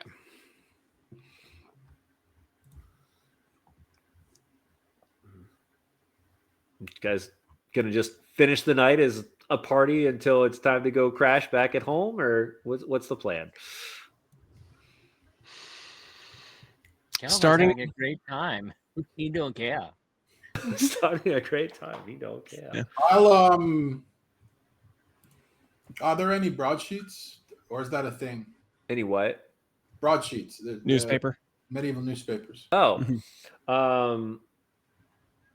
not specifically, but there are bulletin boards that have certain similar things to it.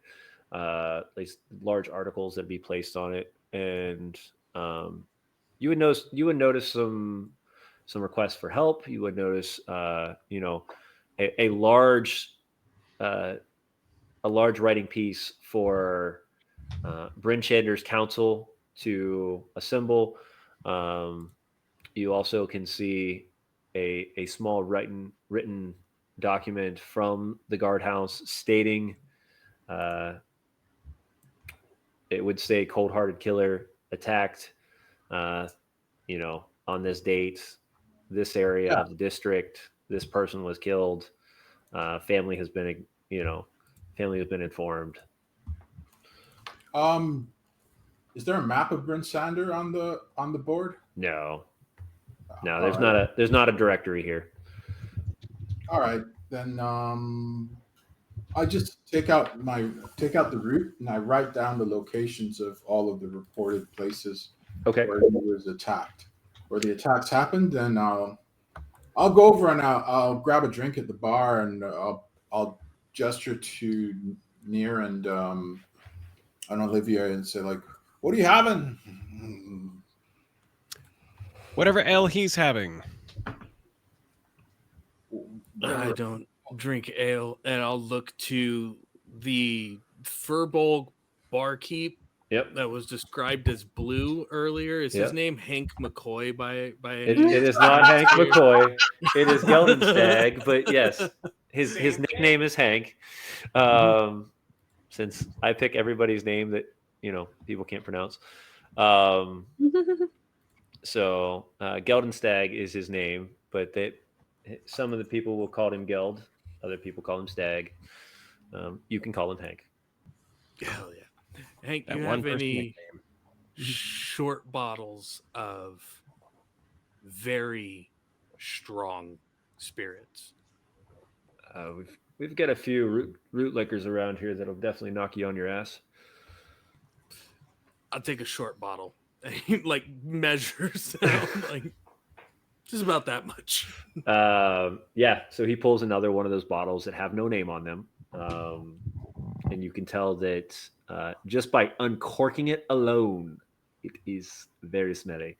And he'll pour it into the equivalency of a short bottle in a glass, because we don't have short bottles here in Icewind Dale. However, I mean, you could probably find an alchemist vial or something that he could pour it in and be about the same size. I've got a couple in the bag. Just pour it in that for me, please. Yeah. And you kind of pour it into it, but yeah, you have a strong spirit that you can sip on for the evening.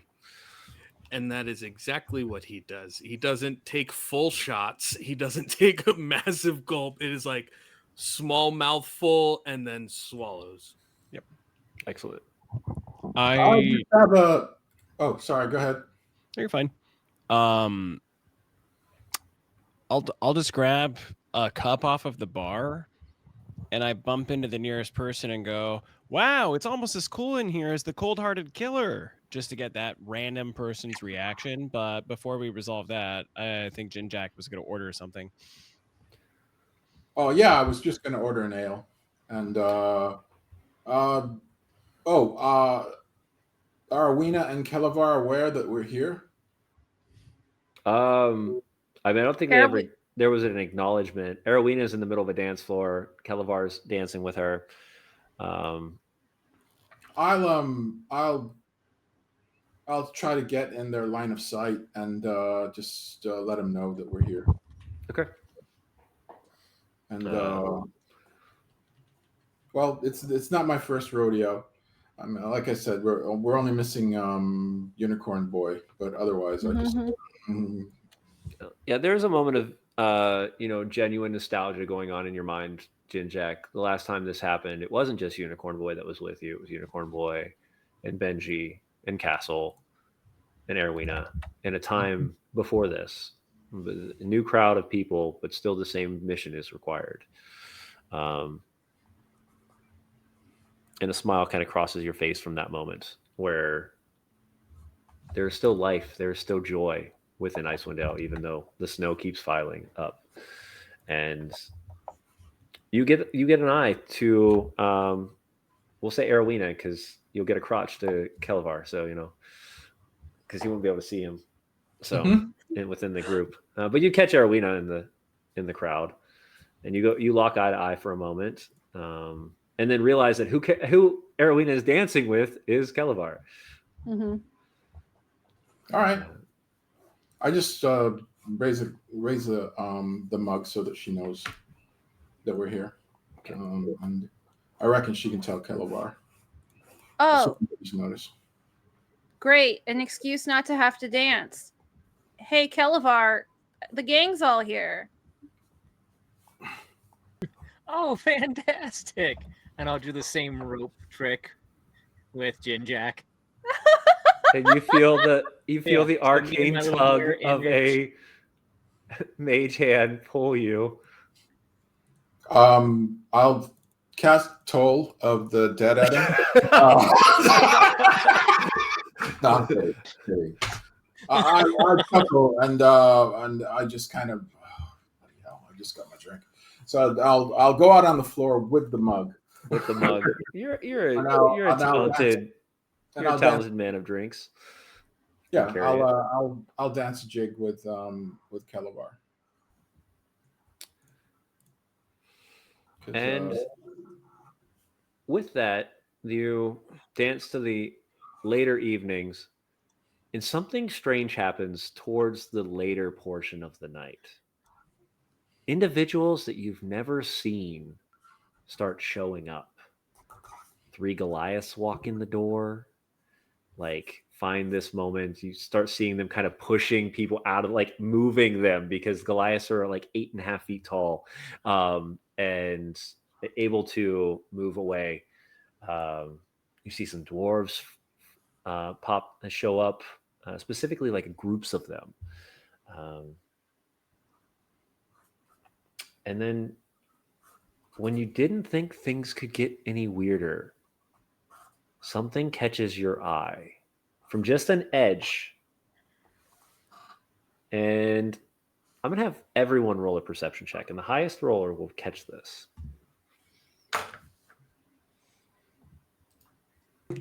Because you all were there when this happened. So you'll notice what this is. I said, well, maybe not Near, but I'll give it to Near too, because he would have been around the area. 15. 21, but oh, darn it. Who got the highest? 22. That would go to. It didn't roll mine. Weird. Oh, I thought that was. Oh, Near got 22. Yeah. Jack got 21. I thought I clicked it. 22. I don't see yours up there. You're drunk. I can roll it. Like just. And Oliver, I don't see you clicked yours either. I had a 15. Okay. What the heck is happening? Or not happening? Yeah, I don't. 1d20. It's like not letting me roll. You have to refresh. It means that the server's acting up. Yeah, you have to refresh when that happens. I remember that. Mm-hmm. Downloading world data. Whoa. Okay. You got a D20 you can roll? Here, I see you moving now. That'll be 16, so not the highest. So I will say, because of the groupings, just out of the corner of your eye, you see two individuals walk in, having similar scarves and shawls to what you saw Arowina design at Renoval. Hold on, brain names are complicated. This is why we write all these things down. Renderils is the Skimmershroud. I have no context for that. So two additional strangers just walked in. Yep. Well, I have context for it though, right? They look like they're wearing clothes that Arwina made. Yes. He had a 21. Let's give that to him instead of me. Okay, I was just deferring because Near got higher than me, but do I recognize them? Are they from Kirkonig? No. You would not recognize them from Kirkonig. They are wearing extremely well garmented versions of what Arowina has. Are they elves? They are. Oh my goodness. I know who they are. Arowina. I just long distance steering. Oh. I gestured to her. I really okay. I walk away from. I said, "Excuse me, Calabar," and I walk over to Arwina and I say, "I think these might be your people, or possibly." Well, I won't conjecture, but I point them out. Oh, your mother traveled. And Arwina as you will look start over. to veer through the crowd, as Jinjak's kind of pointing at you, you make complete eye contact with and I don't think I have the names of them on me right at the moment, a gentleman that you have met many times from your mother's tribe. Mm-hmm. And there's a moment of recognition and confusion. And as that's happening, that song starts playing again. God, Arowina is just as ready to lose her freaking mind. And as the song starts to play, everybody roll me a wisdom save. I'm going to argue Arowina is going to roll with like disadvantage. There's no way. Anybody who has alcohol in them is rolling at disadvantage. Crap. Is this a charm or magical sleep? It is a charm, so you roll with that advantage. Oh, so then I roll Well, flat. you roll straight. I got a 1, which became an 8. Of What was course. my other roll? 17. Oh, that would be if I rolled flat, the first roll was a 16. So Okay. that would be pretty good. Anybody under a 15? All right. The two of you. You rolled under a 15 or over a 15? Natural 20. Oh, yeah. Yeah, no. You barely you put earplugs in. But yeah, no, the two of you feel enthralled to head towards the music like a Pied Piper as Reese stands in the doorway and you start to see this motion moving as more are heading that direction. And that is where we'll pick up next episode. Oh, Erwina wanted to throw her shoe at him. Guess you'll have to do that next episode. We'll say mid-shoe thrown, Yeah. and we'll stop it right there. I think Tabletop Misfits cut out. It did twice. I don't Look, know I'm why it's seeing- doing it. Yeah, I'm gonna refresh, but It Oh, says it's it working says now. it's still going. Yeah, it's going Um, now. all right. But yeah, I'll have to clip this to add it together. That's just fine. But yeah, thank you all for coming to another crazy episode of Dress to Quest. It seems we have a new party. Like it's interesting because everything kind of culminated last party with this giant rave that happened, and now we're doing it again. And we'll find out what happens. We'll find out what happens with the newcomers that have appeared. We'll find out what happened with this new individual that has a very strong past with Erowina. And we'll find out what's going on with the cold-hearted killer. We'll find out all these things after I get back from PAX Unplugged. But before that, I'm going to let everybody tell you exactly where you can find them and what they're working on this week. And we're going to start with Will. Hello everyone. I am Ark or Ark Like Court. I am a TTRPG game master, content creator, game designer, and writer. Tomorrow you could find me on my channel, twitch.tv/Ark Like Court, where I'm running Universe 939 Unchained X-Men issue number 5. On Wednesday, I'll be on the story continued for our wrap up of DC's The Return. And Thursday, we've got a special announcement stream for Vocarium and the very first live play of the digital versions one shot and the physical versions one shot for the Kickstarter. But you can find me all over the internet at Ark Like Court. Awesome.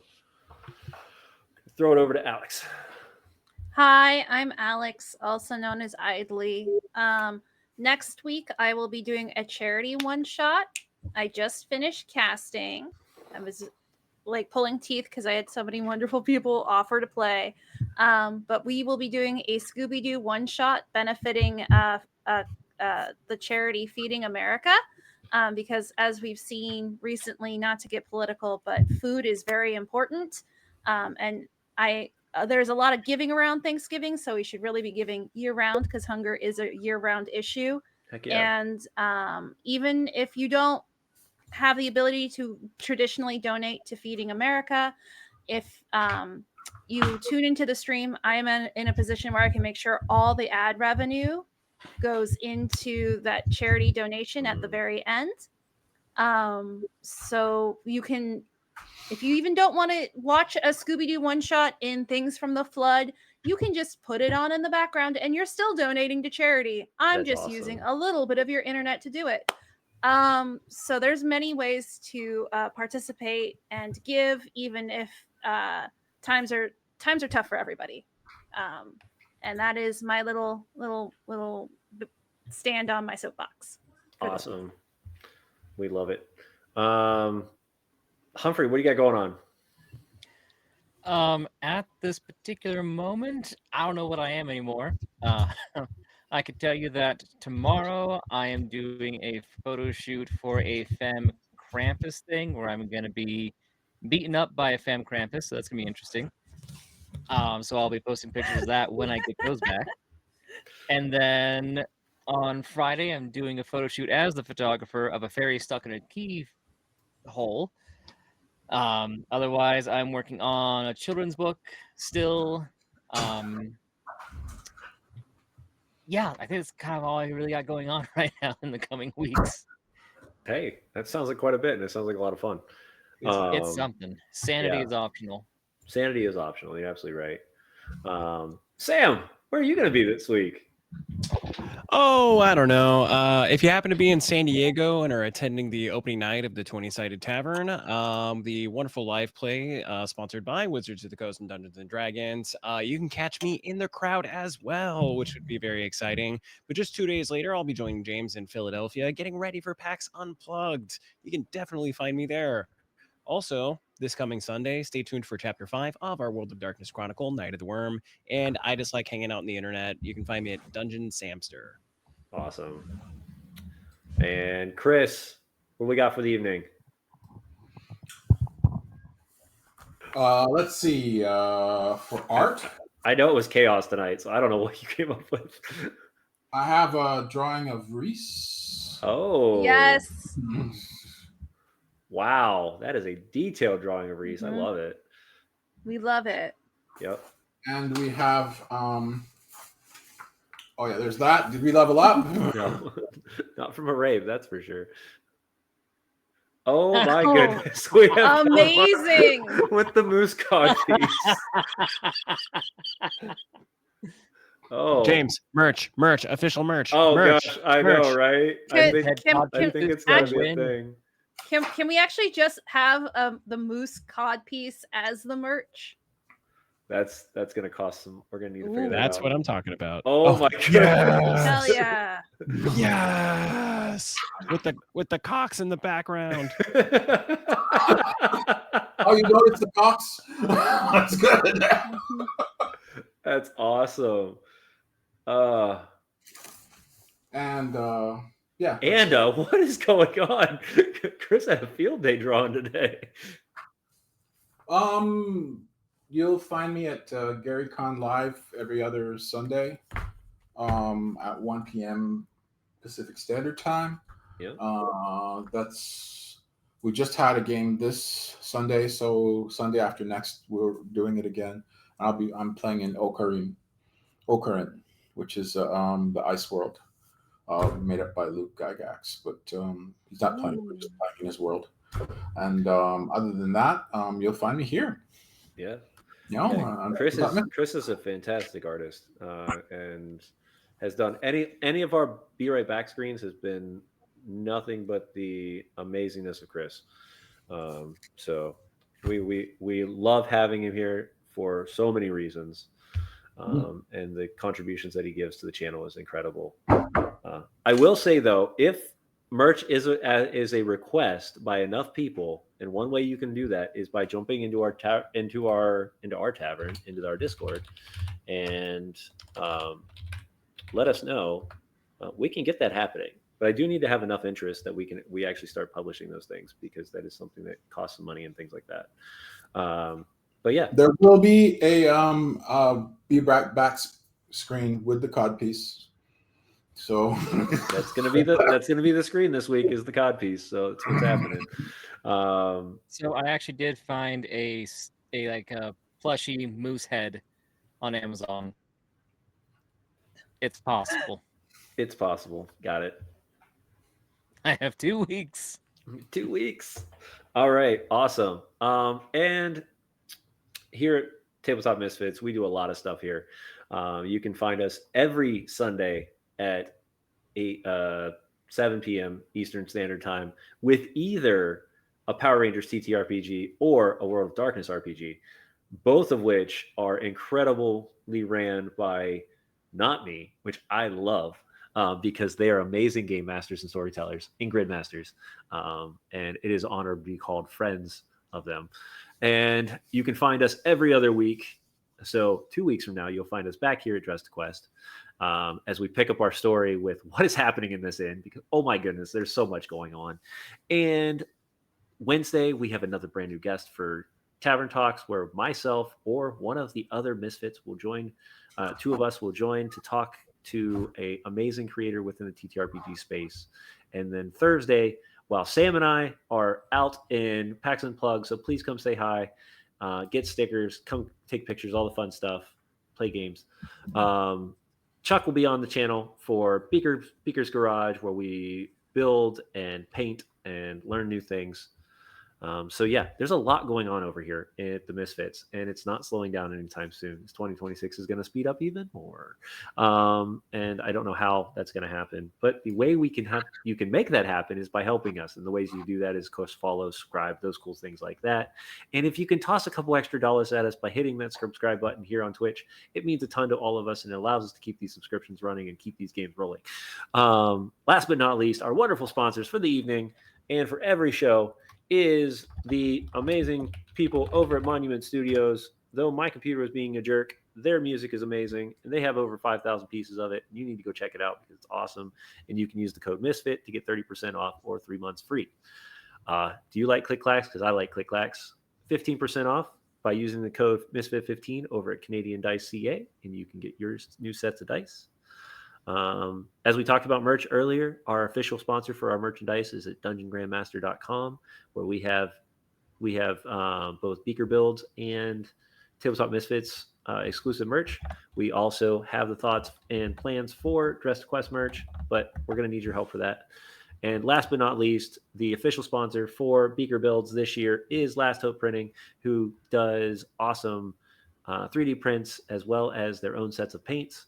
And you can get a whopping 40% off by using the code MISFIT and in your next order.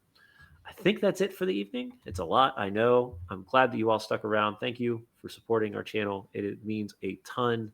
Now, what I ask you to do, if you wouldn't, just give me a couple more minutes of your time as we go find another friend to go raid and give the support to them. So as we close out right now, stick around as we raid some new friends.